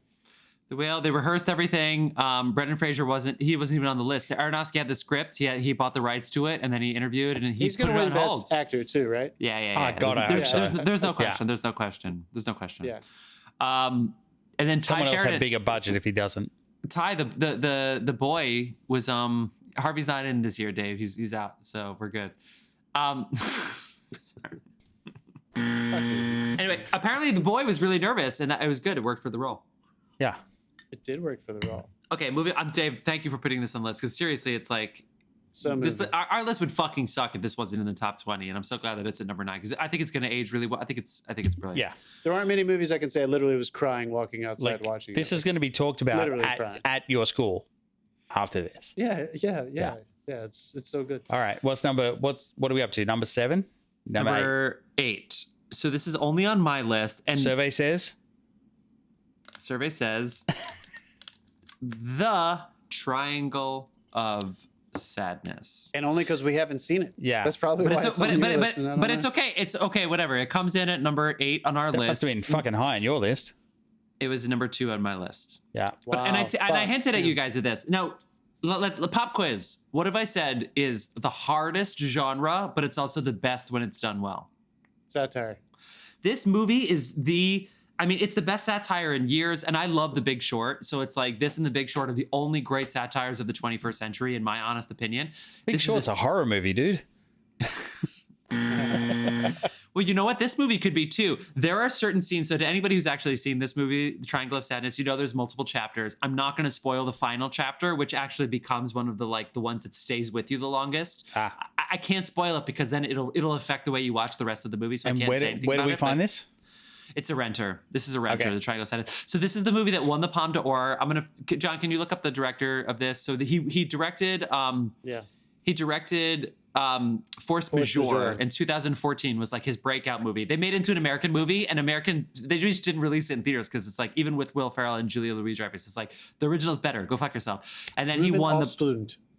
That's right. And then he won the Palme d'Or for Square in 2017, and then he won the Palme d'Or again. Now, not a lot of people have won the Palme d'Or twice. He won for Triangle of Sadness this year. 2 times in the past 5 years, he's won the Palme d'Or. And this movie, Woody Harrelson's the biggest draw. He plays an alcoholic who's the captain of this boat, and he won't come out of the boat. When he finally does this whole like rant about communism, it's all a socialism about the financial politics. So you have an influencer, like model influencers. You have like people who make weapons for a living. You have the drunk captain. You have like the crew underneath who everybody looks over, who usually is non-white. And then it throws them in this weird little bubble together. And it's funny, it's hilarious, it's depressing, it's surprising, it's shocking. I told you guys, besides the fact that I had an edible, that Carl and I were shouting. We were shouting out loud, is this really fucking happening? We were shouting, is this really fucking happening? It was so fun. So anyway, could this be higher? Edibles. It's the good ones. So I have a feeling if you guys saw this, it would be on your list. So therefore it would be higher than number 8, but it doesn't matter. I'm happy it's on the list. Triangle of Sadness really is great. And it might win foreign language. No, it's in English. It's actually it's a Swedish film, but it's in English. So you guys don't have much to add to this, I imagine. Nope. Anything you Not yet.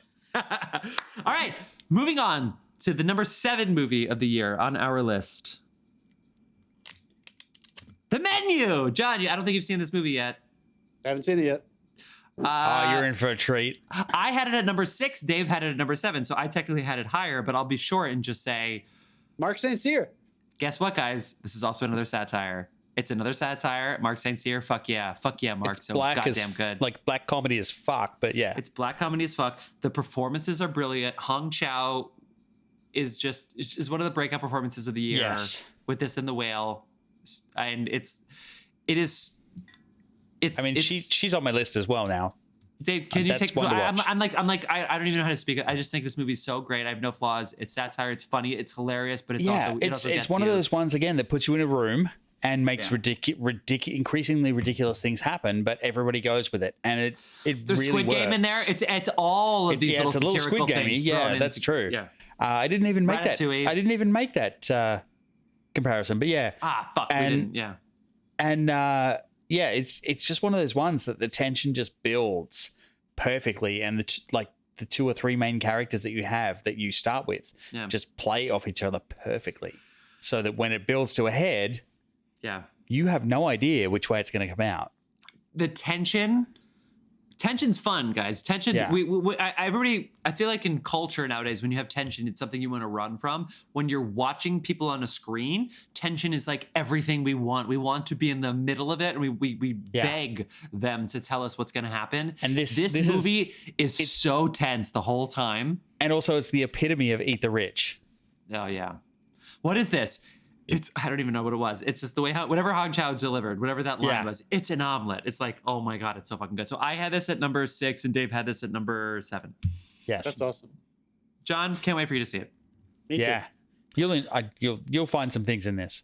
Don't worry, John. Sure. It's your turn to talk. Because guess what? At number 6 with 10 points on the board is John's number 1 favorite movie of the year, which Dave and I have not seen yet. But at the same time, it's at number 6. I feel like it's probably represented in the right spot in the many ways.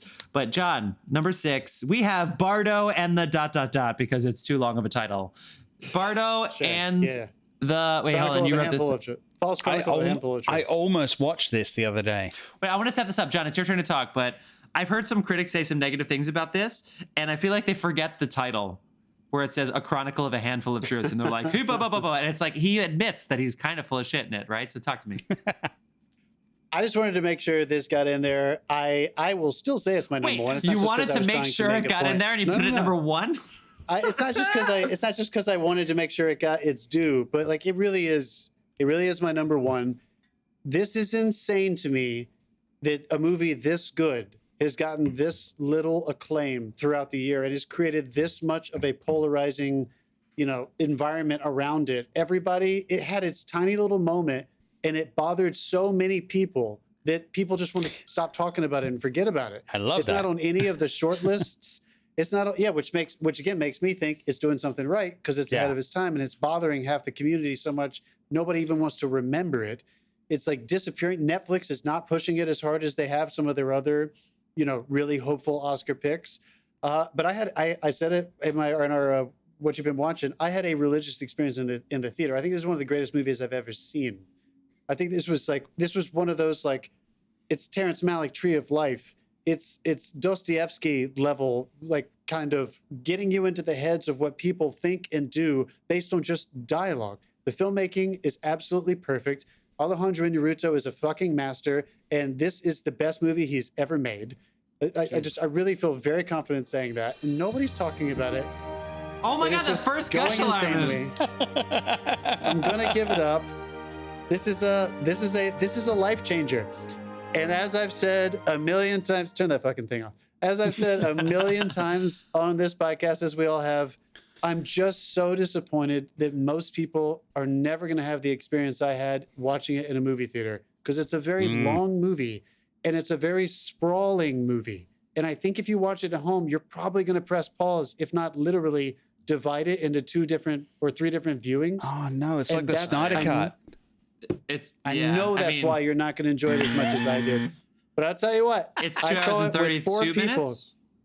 At least. I thought it was 240 something. I saw it with 4 people, and all of us were like, holy shit, that was one of the greatest things I've ever seen. Yeah. He came to USC to talk back. I didn't get to go to that screening, but a lot of people who got to see it said the same thing. They thought it was fucking brilliant. And somehow I feel like I experienced this whole thing in a vacuum. No one is talking about this movie, and it's the best movie of the year. It's the best movie of the year. Right, I'm going to watch it this week. Do you know why? Give it its due, though, Dave. Do it for me, dude. Fucking just tap in, turn the lights off, and watch the whole thing, and don't turn around until it's totally done. You'll either get like glowing text messages or fucking hate mail from me. One of the two. Fuck you. Yeah. So here's... I'm going to segue into our number 5. So the top 5's coming up in a second. And as I said before, in the top 5, guys, I think all of us have the same top 5s in different orders. No, there were some different ones. I would say there was definitely some chalk in the top 5. That means that horse racing, whatever, who gives a shit. There's some the usual shit that you see in there, but there's at least one surprise, which is coming up in a second. But I think part of the thing with Bardo is Netflix has been doing this thing where they've been giving a ton of money to a small number of people. And so the middleman has been kind of cut out of this, which is, I think, what the whole almost writer's strike was 5 years ago, where they said, we're only going to pay writers for 8 episodes, even though we demand them to work for 10 months a year, and then give Dave Chappelle $60 million. And then the writers were like, whoa. If we were staff writers on ER, we would have gotten 3 times this amount because the being paid per episode still counts. And what Netflix did is they gave Inarritu, they gave Scorsese a couple years ago, they gave Guillermo del Toro, they gave these people, Rian Johnson, hundreds of millions of dollars. And then they said, make whatever you want. And then everybody else gets paid scale. And it's like, it really pissed people off.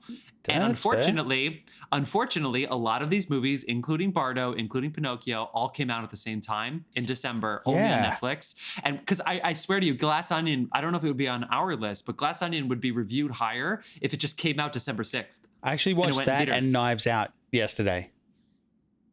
Which one? Both Which of them. ones? Both. Knives Out and Pinocchio? I had no Knives Out and Glass Onion. I hadn't seen either. Oh, I see. Right. Yeah, and so, what do you think? I don't watch them back to back because the tone difference between the two movies is really jarring. This one's sillier, for sure. Like this one's definitely funnier. Like they're having fun with the character. This is a comedy. This is a satire comedy. Well, it's sort of, but they introduce some quirks that piss him off, and it does. He's still like the they best, don't introduce that. Isn't it the best where he's still the best? Janelle Monáe's number 2, but he's still the best. Yeah, he's pretty good. Sorry, Dave, what were you saying? I enjoyed both of them. But don't watch them back to back. Is all I can say, because the tone difference will fucking jar you out of the movie. So it's here's good our to know, surprise. Jeff, I appreciate what you're saying. It's good to know that a business decision might be one of the reasons why some really great movies are not getting their due this year in a year of great movies. Because you know what? I go on Netflix right now and it says trending now, Emily in Paris. It says all this shit. It doesn't say Bardo. It doesn't say it. Yeah. But you know what it did? You know what it did say like 3 months ago is British our number 5 movie. Our number 5 movie, which is not on Dave's list, so fuck you, Dave. Our number 5 movie, which is only on John and my list, is Blonde. Yes. Fuck It's my number that. 3. Jeff, what is yours? 5. Yeah, I said that out loud. Shit. Excellent. I'm going first. Andrew Dominic has made another masterpiece. It's a capital M masterpiece. And I say that with respect and appreciation and total regards and acknowledgement of everybody who really, really, really hated this movie and had a tough time with it for all the reasons that I understand, especially the female community with all the criticism and debating over whether or not it was exploitation. I totally understand. We hear it. Yeah. I completely understand. I just don't know, for me, if that undermined the genius of the expression. The expression was so captivating to me. It was the only time in the theater this year where I was very consciously aware of how conflicted I was by the subject matter and how it was so masterfully executed that I couldn't help but just disappear into the storytelling. It was a masterpiece. Once again, that is one of the greatest directors working today. Nobody is going to remember him or this movie 10 years from now, other than like a group of 20,000 people. They will for the reason you mentioned before. They will, because it'll be in the catalog of Ana de Armas, and it'll be in his catalog, and people will put it. They'll be afraid of it, and then they'll slowly get used to it. I just lied. I put it on my number 8, but it should have been my number 5. Because what did I say? What did I say when I saw it? Or do you remember the words I said? You did say, you were like, at a certain point, it was so beautiful that I couldn't stop. You said something about compelling, or it was so. I put myself in a corner where I was like, the movie was long because it's like 2 hours, 40 minutes or whatever. And all of a sudden we film on Mondays, and I was busy on Monday. We record on Mondays, and I was like, shit, it's Sunday and I haven't seen it yet. So like Sunday night I pushed play and I was like, whatever it is, I have to watch it. I can't pause it. And it blew me the fuck away. It blew me away. It really did. It should be higher than my number 8, but I need more time with it. It's on nobody else's list because I think the other critics are afraid of this movie for the reasons that you just mentioned. And yeah, you're right, because it makes her seem, it seems very anti-feminist, this movie. And you know what? That is an argument that is valid for sure in this movie, because she is submissive in many ways of her life, which this is not her movie life. This is not the power. This is not her business decisions. A lot of it is her personal life, and it makes her seem very submissive. And I don't know enough about her to really comment on that. All I know is watching from the beginning of the end, I'd never seen anything like that. The compulsion I had to continue watching was so high that it's like, it was really a very unique experience that I've ever had in my life. And I can only watch it from my own point of view. Dave, anything you want to say about Blonde? I was bored as fuck. It took me 3 attempts to watch this movie. Number 4. Number 4, we're kind of going chalk here. Okay, are you ready for our top 4 movies? Yes. So this movie that has made it our number 4, I actually, for like hours, I thought Dave hadn't seen this movie yet, but actually he had. He saw it after us, but whatever. Number 4, soon to be on Paramount Plus, is Oh no. Top Gun Maverick. No, I actually haven't seen that. What? I thought you saw it. No. Dave. Jeff, did you and I talk about it by ourselves? No, I was away in Australia for that one. We talked about it by ourselves. I had this at number 3. John had this at number 5, and I just talked a lot about Blonde. And then when it came to like a rescreening at IMAX, I was busy, so I couldn't go. And I don't want to see it if it's not in IMAX. Put on some headphones. Do some like good Bluetooth headphones or something if you can. It's worth it. I felt like I was flying, and honestly, also I've heard. To be honest, I just want to interrupt for a second. It's quite controversial in the visual effects community right now, because it's on the shortlist for Oscars for visual effects, but they claim they did everything practically. Curious. Okay, fair enough. Yeah. Well, I still get to go first because I put this at number 3, but as far as the experience in the theater, I mentioned that Glass Onion was really high on my list. I mean, nothing was higher than Top Gun. This movie, I felt like I was at a Disney ride sorry, shit. And I felt like I was in the seat at like Disney where they do the shit. Except the plot, we talk about this all the time on the show. The plot was so simple, but it was just perfectly manipulated and such that, you know what, if you want to sit there and be like, they laughed during sex, that wasn't very realistic. You know what? Fuck you. Yeah, it was actually. It felt like kind of was. It felt like people who had already. It felt like I can't buzz that because it's like I feel like Dave. You're hype man. I feel like I'd be buzzing Therese if I buzzed you. It's there's nuance in this. Sock on where it's standby. like, they've been married before. Every sexual experience, it doesn't have to be glamorous. It doesn't have to be like, like high schoolers having sex in Euphoria. Like, it can be like that, where it's like, I can't believe this is happening, which is how I felt as a fucking moviegoer. And then the way it's like Mav, of course it's him coming back, and then the John Hamm and the fucking, who's the guy that Val Kilmer and stuff. It's like, I just thought it was right in the sweet spot. Yeah. But also, again, the plot was perfect. It was the tone was perfect. The pacing was perfect. And it really was a sensational experience at the theater. I haven't seen this, so I'm going to pee while you talk about it. I totally Jesus, agree. we just took a break. Go. I don't want it spoiled. Yeah, I know. Go ahead. I broke the seal too. I have to pee again. But it doesn't matter. I'm going to keep going. Shit. All right, go ahead. Unlike I will push against you. I feel like I was in a Disney theme park because I felt that way in Avatar. For Top Gun Maverick, I felt like a 6-year-old version of myself sitting in a packed movie theater watching fucking Jurassic Park. I felt like I was in a movie theater of old with a fantastic blockbuster just coming at me, where just like a lot of the other fantastic blockbusters, we can all agree and acknowledge that was oh god damn it, what's her name? Jenny, who plays her? His significant other, Jennifer Connelly? Jennifer Connelly's character developed enough. Could have been more, for sure. I saw that flaw. I feel like some critics were like, "Oh, she wasn't even in the film, but she was mentioned." So, and it's like, yeah, move on, get on with it. That's the point. It doesn't really matter to me, and it's not out of any like judgmental issue. It's just the things that worked in this movie in a structural, formulaic blockbuster way. The magic of movie making, the practical effects when they were used very effectively, and of course the visual effects that were so well done that you don't really think about them in a movie that's made this way. They worked so well that I was so overwhelmed. I'm going to quote Mike Minkler, one of the great sound re-recording mixers of our time in this past at the 20th century. He said, and I totally agree with him, this made me remember the magic of movies. And I cannot say it enough. I haven't had an experience like that since... Man, guys, honestly, what was your last Top Gun Maverick experience? A blockbuster that moving and successful, and it wasn't just so dominated by CGI that you felt like you were kind of living in the 21st century version of these movies that are mostly dominated by superheroes. But that's it was probably similar to when people saw Titanic the first time. It's up for a visual effects award. Yeah. And they saw it in the theaters and they went, "Holy shit, that boat actually the boat came to life." They won't reveal what was done in CGI. So and they should. I hear you, Dave. Yeah. But yeah, I totally agree with this. They probably are to the voters, not to you. Know what I mean? They're not. Jeff, they're giving them iPads. That's what's happening. Jeff, I want to ask you, what shot? I always think back on the movie. My brother and I talk about this a lot. What's like the essential shot for you, or the essential moment where you think you just have to have that snapshot in your head, and it kind of gives you the emotional, apex of that movie for you? Like, what touches it? There's two. There's the opening sequence where he goes up into the pitch black, even though it's the morning because he goes so high, and Ed Harris's face like in the fucking he takes up the whole screen because he's not allowed in. You know what I mean? And then he looks and he sees the plane going up.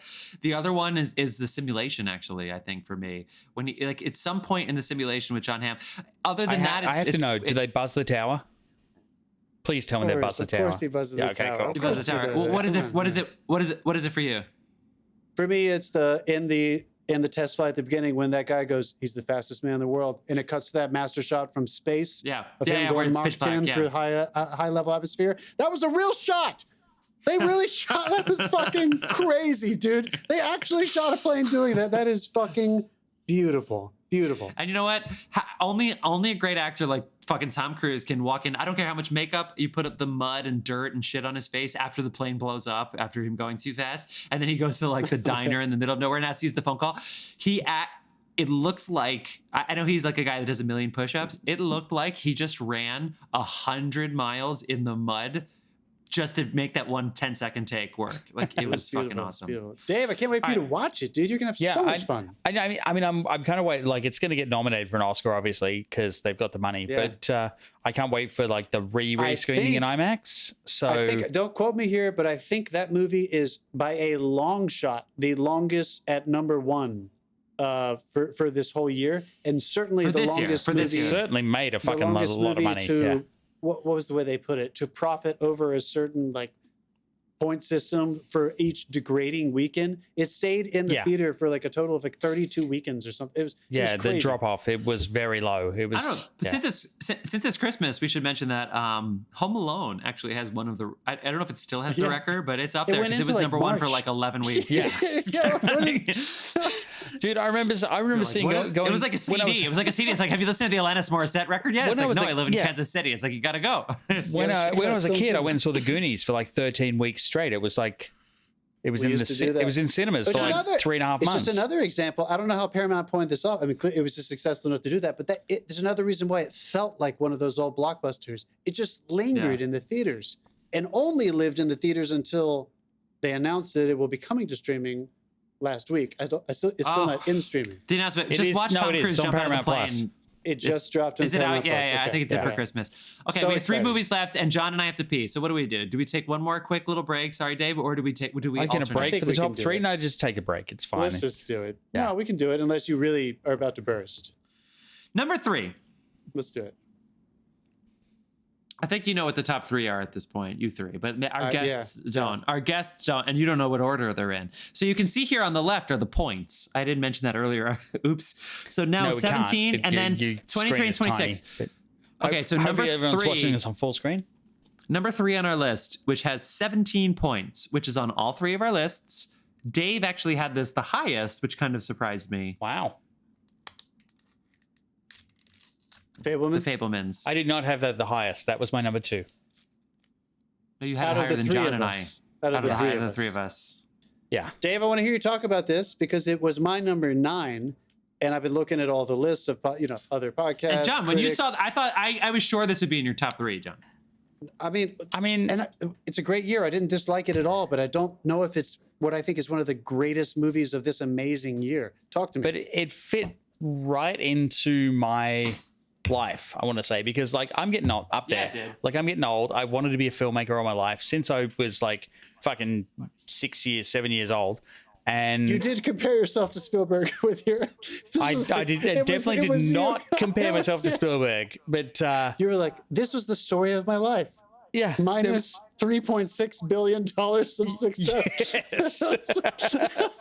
Minus a couple of aliens and some really other good movies, but every other fucking good movie. But yeah, no, this was inspiring on another level because I saw qualities of myself in the film and I saw qualities of what I wanted to be. Whether or not I've missed that boat is still, up for grabs. But like it was inspiring because it was like, I walked out there going, you know what, I can still do this. So that's why it's my number 2 for the year. And I love hearing you say that because I've listened to a lot of interviews of Steven Spielberg discussing this movie. And that is all he wanted people to feel from this movie, young and old. Yeah. It doesn't have to be filmmaking specifically, but remember that period of your life where you're starting to be introduced to the trauma of your life from your coming of age, your adolescence, your childhood. And yet, what are the things that are going to push your buttons that are going to end up being the way you identify and have passion? I feel like I grew up just after him. Like I had a very similar experience. It was the bullies, all that sort of shit. And yeah, I remember pitching a whole film in, I think it was like my 4th grade, 5th grade. And then I got sick and couldn't do the film. Like someone had us making a thing. And it was like, there was a lot of stuff that like made this really resonate with me. That's why it's so high up on mine. Jeff, what number was it for you? It was number 5 for me. And I teetered with this. When I saw it, it was higher in my top 5, and then Triangle of Sadness booted it out. But I wasn't too anal about the list. But I heard somebody else recently say like, oh, their parents saw it and thought it was like scattered. And it was like, it's just not plot based, as we talked about. It's more chapters in this person's life. And the through line is just the emotional development of this character. And I've also listened to other critics, and this is another, we hate, we don't hate critics, but another reason we have to kind of listen to critics with a grain of salt, even though we're sort of like almost teetering in that, although you can tell by my white erase board that I'm using for our list, we don't have money to do this. So we're clearly not critics. This is just out of enjoyment. But you can hear that with the... Kidding? We got a YouTube channel.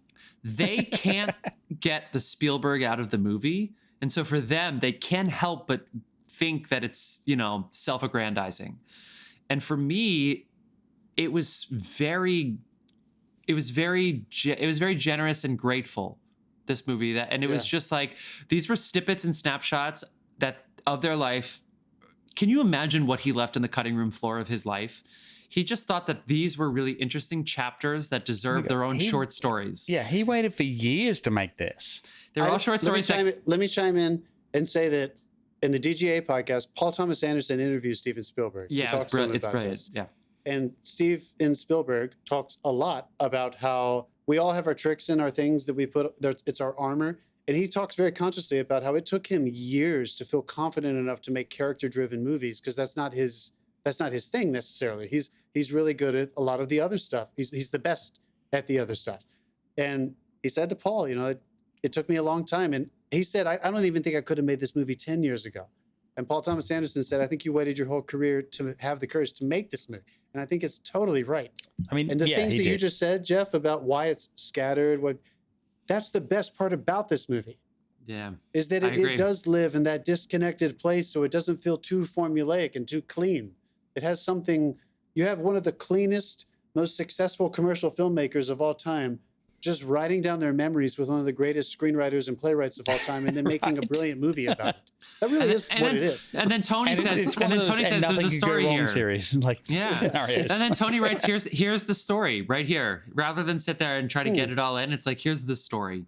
Yeah. And because that's what it is for me. It's not just how did Steven Spielberg become I'm sorry. Yeah, he was always Steven Spielberg. A few critics that are listening to the fledgling places like us that are trying to tear you down. Guys, if you just sit there and say, if this is the how Steven Spielberg became Steven Spielberg movie, you're fucking lazy. Yeah, you're lazy. If that's what you say. And then you know what? It's getting in people's heads that read their local newspaper where it's like, well, it's just Steven Spielberg's autobiography. And it's like, guys, no, it's not. You know Steven Spielberg has a much longer autobiography than this. You know that to be true. Yeah, I think that this movie's brilliant, beautiful, fantastic, and it's going to age really well. Not that was my only metric. Another rewatchability thing. I know I'm going to rewatch this movie a lot of times in my lifetime, for sure. Probably and also me too. Our TikTok friends are going to take scenes apart, like the train scene, like the all of the scenes with the kid. I forget what his name is. Who Go ahead, take that apart. That's one of my favorite bits. It's brilliant. Which part? The exact when he reenacts the train scene. And also, I love believe it or not, I hate category fraud, but I love it in the other direction. I love that Michelle Williams is like, I want to be a lead. And it's like, you're not a lead. And she's like, fuck yeah, I'm a lead. And she's like, okay, you're competing with Cate Blanchett and Michelle Yeoh. Knock yourself out. She is a supporting actress in this movie, but a supporting actress in a Spielberg movie is a lead if it's done well. How fucking cool is that? She is not a lead in this movie.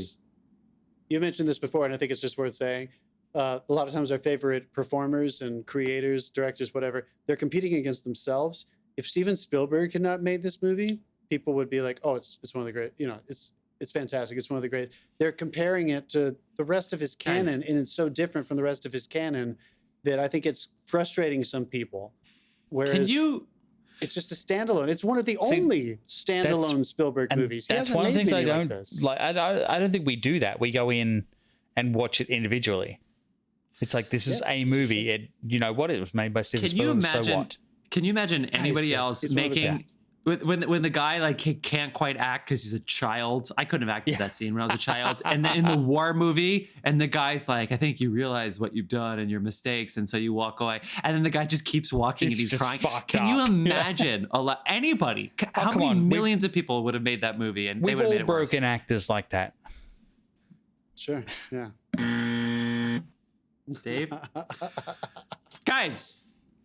We have 2 movies left. I think you know what they both. I think you know what they are. I'm excited. So I don't know what order they're in, but I know what they are.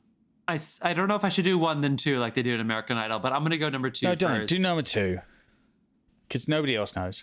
I also put this high. This was my number 1, and you already know what that is. I know it's your number 1. Yeah. The Banshees of Inisherin. Beautiful. Really quick. I've said that for the 4th time in this episode. Every time I've talked to somebody about this movie who has seen it at home, because it's now available to see at home, including my family, including my friend Carl. Wait, on what? Is that's out already? It might be a renter. But you can now. No, it's out. I think John, I just saw it somewhere. Dave. One, Yeah, I'll look it up. Dave, I'll you look keep it your. Dave's running our show, so he has to. That's why I'm asking John to do this because Dave has all the shit. It's not that John is more tech savvy. He's in the basement of somebody's house. Oh, it is. Okay. HBO Max. Oh, cool. So the Banshees of Inisherin, this is Martin McDonagh. He's been only making films for the past 15 years or so, but he actually really comes from theater. Brilliant films. And he's an Irish playwright who, between the ages of like 23 and 31, just fucking wrote what he knew. And he wrote some brilliant plays, including The Lieutenant of Inishmore. The Pillow Man is his most financially successful. The Beauty Queen of Leenane and The Cripple of Inishmore. He definitely loves the of thing. And then he mentions So this is actually a It's like fictional Game of island. Thrones. The Inishmore Islands. It's loosely based off of the Lieutenant of Inishmore's islands. That island. This is Inisherin is not a real island, but what he does is he sets it in 1922 during the Irish Civil War. John knew more about the history than I think both of us, Dave. But Yeah, I thought it was later. Wikipedia. my brother, I'm glad that my brother basically said like. It was more dark than comedy, meaning Martin McDonagh exists in dark comedy, and this one was more dark than comedy. It was not as funny as In Bruges, which is also a dark comedy, and it was certainly not as funny as The Lieutenant of Inishmore, but it was gorgeous and stunning. And anytime I talk to somebody about this movie, this is exactly how the conversation goes, and I love it more and more every single time I talk about this movie. I love it more. It starts with this. This was weird. This was surprising in a bad way. And then we talk about it. And as we talk about it, they like it more. And this happened to me too early on, where I sat there and I was like, I thought it would be more like In Bruges too. And the more we start talking about it, the more we think we know what it's about. And the more we like it, even if we're like, I don't know if that's what it's about, but only the innocents die, or hold on a second, only the innocents die, or it's about friendship. It's about longing. It's about whatever you think it's about. The more you talk about it, the more you like it. But my number one thing is that it has to be entertaining. I'm not the only person to ever say that, but like entertainment's number one. So it can't only be great like Tar, if you think about it later. Tar was great, but this is a better experience to watch it in the meantime, even to people who say it was weird. Because watching the fingers and sitting there, I don't know what's going on with the fingers. You have a visceral reaction to it. They sit there and they get sick to their stomach watching the donkey eat the fingers. And then the more that, whether it's about friendship, whether it's about you cut a piece of yourself off when you deny humanity, we care more about donkeys dying or the innocent dying than people we actually care about. Like whatever it is that you think about, the more you think about it, the more you love it. And I think that this is the best movie of the year. That's what I think. Dave, where would you have it for you? Dave had it number 5. John had it number 4. Yeah, this was number 5 for me. Yeah, I hadn't seen In Bruges, so I wanted to, but I never got around to it. You obviously haven't because it's Bruges. Yeah, whatever. It's not Bruges. Go fuck yourself. Go fuck yourself. I'm not buzzing yourself because that's just a response to you not. Sorry, go fuck yourself. Yeah. But I enjoyed this movie immensely for the sheer storyline of the fact that it's just a guy who has very little social skills dealing with the fact that he can't fathom why this guy doesn't want to be friends with him. So he goes to ridiculous proportions to keep it going. And the other side of it goes to ridiculous proportions to tell him, I don't want to be fucking friends with you. If it has an end. And it's like two rocks banging against each other the entire way through the film. It's like he's not going to accept this and he's not going to fucking stop. And for some reason I just dug that whole storyline. In the middle of that, you've got like she wasn't the typical Irish woman, but like you were just waiting for her to go off at the both of them because she was the fucking best. Everyone had fucking had enough. Like, and when it happened, it was so satisfying. So yeah, I loved that. I loved the friend that he ended up sitting with, who ended up meeting his tragic end. Keegan. Keegan. Yeah, Keegan's just doing some fucking great work. Yeah. But he's going to be a force to be reckoned with over the next couple of years. I'm calling it now. This was great for me. I loved it. And it was so surprising because again, it's something that if we weren't doing this show, I wouldn't have gone and seen. This is the movie that has like the fairy dust around it this year, because I think our number 1 we're going to talk about, and it's got a wow factor to it that this movie does not have. This is one of those movies that I've said a million times. It's a tiny insulated story that has echoes far beyond its grasp. Yeah. it ends up having these kinds of conversations that Jeff's talking about, and you can even be thinking about it. And when you're in the theater, which is another level to it. You can't say this about a lot of movies that have a lot of reflection required to give it its due. In the theater, you kind of can't stop thinking about how you feel about what's happening because it's so odd. In a way, I think this is Martin McDonagh's David Lynch movie. It's like he just said, whatever idea I have, I'm going to write. I'm not going to try to make sense of it. I'm just going to put it on paper. We're going to get some brilliant actors around us. We're going to justify everything and let the audience figure it out for themselves. And this is why I think there's this magic around it. People kind of can't stop thinking about what it means, and not in this silly intellectual way. It has some kind of very grounded, 2 feet on the ground emotional resonance that everybody is talking about weeks or months after seeing it, this is important. This is a brilliant, they released it at the perfect time. This would not have done as well as it did if it got released in early January with 3 weeks to vote. It needed to come out in November. It needed to come out when people could go see it and be like, what was that? And then have conversations and think about going to see it again and maybe stream it one more time for you to realize the movie this big might be the most brilliant movie of the year. I mean, but also, it's like the movie that, like, when everyone is so embroiled in their technology because that's how we connect now, they went back to a time where there was none. You literally had to walk to your mate's house and take him to the pub. Yeah.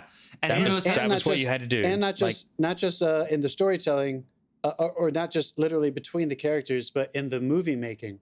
Yes, there's a little bit of CGI in every movie that exists nowadays, but generally speaking, this is a practically designed movie that was shot very simply, and it seems to have an enormous amount of resonance with the humanity aspect of it, the way people are discussing it. He literally unfriends him before it was cool.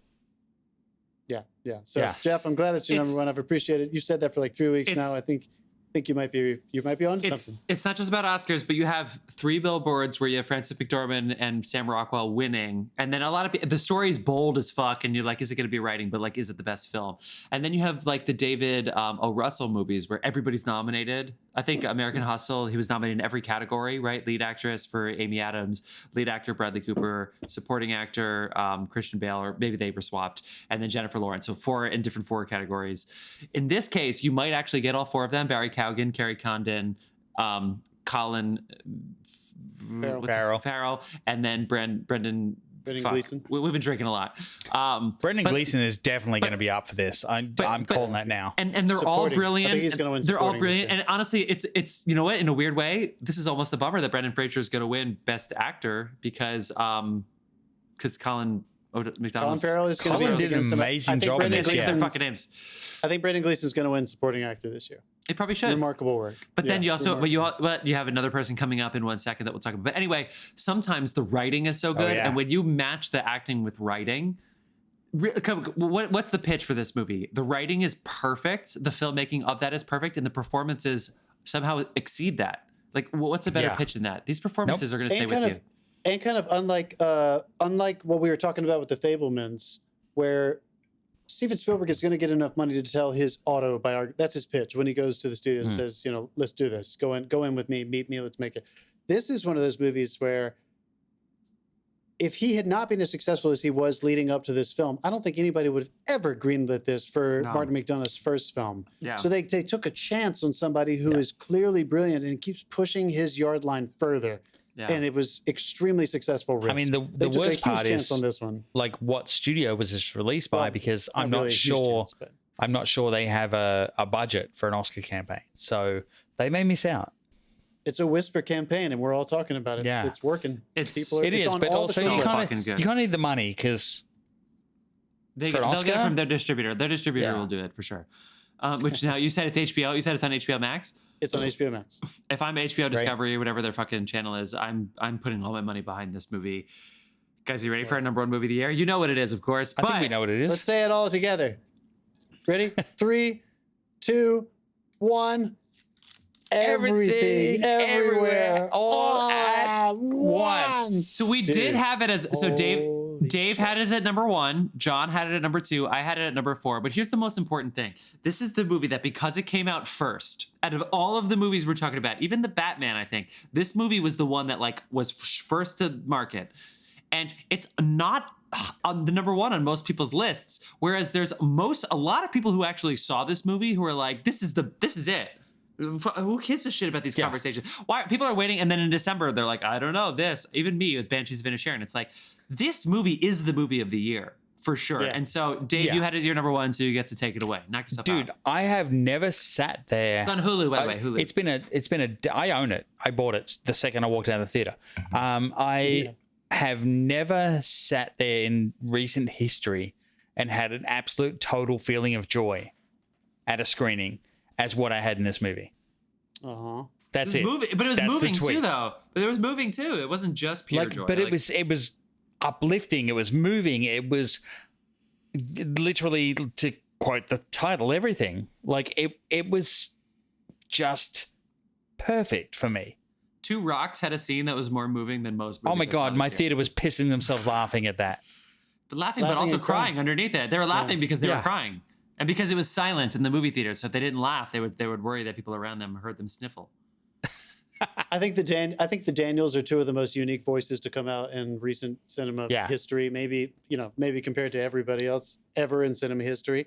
There are Bardo and Blonde. I think in very similar ways are singular experiences, but we've seen. I think in cinema history there have been voices in a similar way that I have never seen anything like Everything Everywhere All at Once. I don't think any of us have, unless you've watched all of the Daniels canon and kind of realized that this is what they were building up to. Yeah, like this is kind of what they're doing, and it's just this is the big takeaway for me.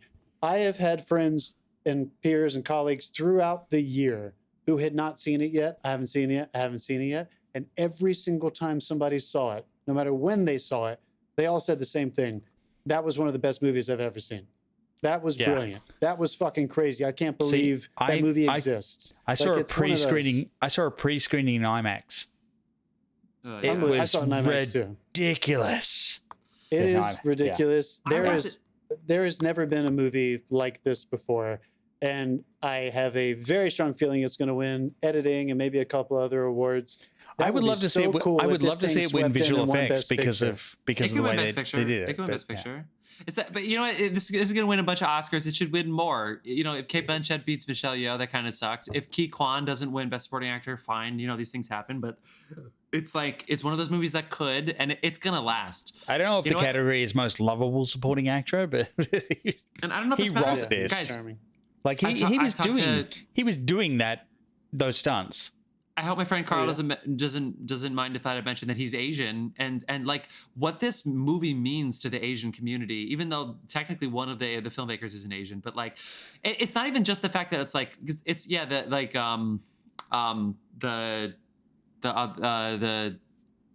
what's the other Asian comedy that came out a couple of years ago? I sound like such Parasite, Crazy Rich Asians. I've drank too much beer, guys. Yes, Crazy Rich Asians was great, but it was a pretty good rom-com, but like a great Asian movie, you know what I mean? So and it's then like it's tricky. Shang-Chi gave an awesome the thing is, and there have been great Asian movies, of course, but like this movie as an Asian representation, like they came out and represented, but this transcends that. And especially if you're an Asian American and you're like, oh my God, all this shit that for decades nobody would say these things. It didn't exist in our culture, even though it existed in our culture. It was not something, there wasn't language. I'm literally, this book that's up here right now, and I didn't mean to make this connection, is about a guy whose parents are Taiwanese, so he's a Taiwanese American, and his best friend is Japanese American, and they couldn't connect because their family had different histories. And it's like this one movie, what it means to the Asian American community, while also being a brilliant movie, of course. It's like, it adds this extra element of it's not just checking boxes. This is a brilliant movie, and it's been talking about something that's been there the whole time. Yeah. And if we could I think there's something really brilliant to say that art is all some version of, it's artifice, it's some symbolic version in a form of expression of the human experience. As the Daniels say, if we can make you cry about somebody getting stuck upside somebody else's asshole, we've done something right. And is that what they've said? It really is. They have said things like that before. That's the quote of the year, if that's true. Honestly, they've talked about that before. Like, how do we make farts and like sticking things and pieces of human bodies like up people's asses and make it super moving like that. They are masters of understanding how to slowly, Apparently incrementally build meaning around. I was crying in hot dog hand sequences of her breaking up with her hot dog. That was hands ridiculous. person. Yes, It was unbelievable. I want Jamie Lee Curtis to win Best Supporting Actor this year. Yeah. I'm Team Jamie Lee. This was an unbelievable experience. And this is one of those that I know 30, 50, whatever years from now, I'm going to be very proud to say I saw that in the theater. Me I was, too. I was in the filmmaking I saw it community. because of you saw it. motherfuckers. We I talked went- about it. We loved it. Everybody knew it was special. We all wanted it to win. This is one of those movies. It's also our number one downloaded episode on YouTube as well. That's it. Yeah, as it should be. So, fellas, we're going to wrap up the episode there. So we're running around 2 hours now. So let's go into our... It's a little under. We took a couple of pee breaks. I'll cut those out. So I don't want to segue too quickly. Is there anything else you want? So this is our list. Do you want me to? I'll recap it really quick. So from 10 to 1. Dave, do you want to say your bit, or do you want me to do 10 to 1 really quick? Do 10 to 1.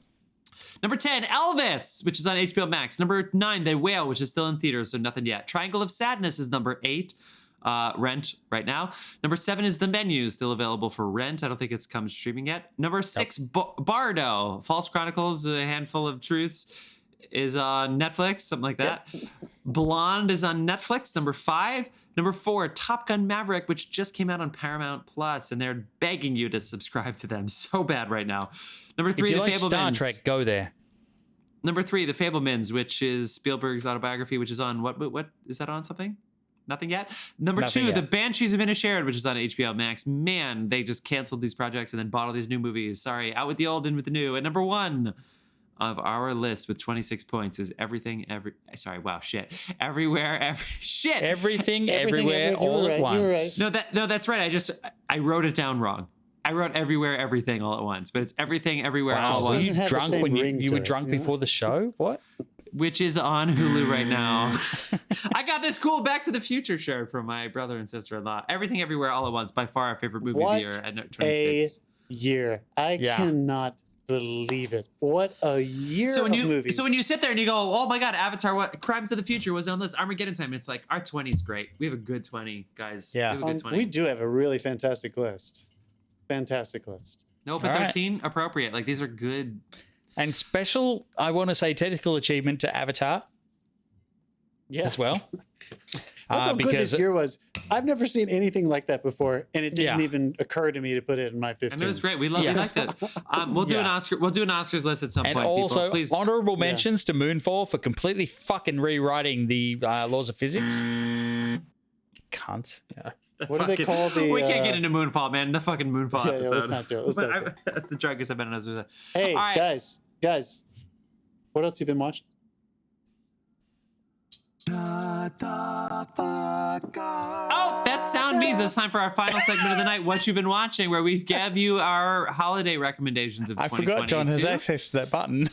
That was me. I didn't even press it. This is the end of the year, 2022. Our final list was actually done this year. That's why these lists are so hard. You usually have to wait until the end of January when you've actually seen all the movies that came out this year because everybody dumps them in December. But this is the end of 2022, what we've been watching to bring us home for the rest of the year. Dave, we always like to start with you. It's about Christmas time. What have you been watching? As I mentioned, I watched Knives Out and Glass Onion. Love them both. Don't watch them together. Give it about a day. Yeah. I watched on Apple TV Spirited, the Ryan Reynolds, Will Ferrell Scrooge story. Oh, yeah. Yeah. Fucking brilliant, dude. It was way better than I expected that to be. Really? I laughed my ass off. Yeah. Nice. Teresa nearly fell out of a chair a couple of times and she fucking hates Will Ferrell. So, it was great. She That's for hates... Therese. Oh, dude, Jesus. Okay. And I You also, said it. on Netflix, I watched The Recruit. It's a brand new series. I'm excited to watch that. Charlie Cox? Yeah, that's No. cool. Oh, he's No, the kid who grows large from Black Adam that I don't. Yes. Yeah. Yeah. It is fucking awesome. Is it really? Like Looks okay. warning to everyone, it ends on a major cliffhanger, but yeah, here's to season 2. Bring it on. We watched that in a day and a half. All We right. binged the fuck out of that. All right. Carry on. I watched Christmas movies. I watched Christmas Vacation. I course. watched Elf. And then I watched Glass Onion, which Jeff, I'm glad you said that because I think I had that exact experience. Still had a really fun time, still really enjoyed it. But you and my brother who saw it in the theater said they had like this amazing, great time in the theater, and everybody was having a real ball, incredible, like, oh, everybody's getting into it, the mystery, blah, blah, blah. It didn't feel that way at home. It felt good. It just didn't feel like one of my favorite movies I've seen this year. You know who else knows that is Ryan Johnson. I know he does. I know. I mean, I just said I loved two Ryan Johnson movies, so I feel like I've come a long way. Yeah. He just said he's pissed that it has Knives Out in the title. That's how shameless he is now. He's like, I fucking hate that my boss told me to put Knives Out in the title. John, what else you watch? Yeah. I watched random throwback old movie. It was really excellent. It's based on Hemingway's To Have and Have Not. It's called The Breaking Point, but it was starring John Garfield, directed by Michael Curtiz. I watched that the other day, and it was fantastic. How about you, Jeff? I love how you watch all these Christmas movies, and you're like, I got to watch this John Garfield movie. I like watching old movies in the morning. That's kind of too cheery. One of my favorite things. What's the first thing I want to watch this morning? I don't know. A Tarkovsky movie where everybody dies? Let's go. I take my coffee and my morning movies black. Yes, honestly. Honestly, dude. I watched. Oh, you know what else I watched? I waited to mention this last because I think you watched it too, Jeff. Because you mentioned it, and because my girlfriend's International sister's Interrupt husband, Jeff Day. It's his favorite movie. Muppets Christmas. I watched The Gentleman for the first time last night. Oh, it's so fun, right? Isn't it fun? Yeah, it was really fun. I mean, it's chalk because it's this guy. It's so Guy Ritchie. It's so British. Yeah, I had a blast. I don't know why it's it a wasn't Guy more Ritchie successful. film. Oh, it came out last year in like January, and it just didn't do very well. It was 2020. 2020? But then maybe the wide release in that, yeah. It looked like The Kingsman, probably, like the marketing of it and stuff. But anyway, it was really good. It was fun. I also watched The Gentleman. Thank you for reminding me. I had a good time. What the fuck is that sound that I'm listening to on one of your? I hope that's. They're done with the movie, whatever they were watching, and now they're all going to the bathroom. They're all flushing the toilet. Hearing water they're all flushing the Okay, cool. I watched because someone mentioned Guy Ritchie. Okay, Muppets Christmas Carol. I really liked.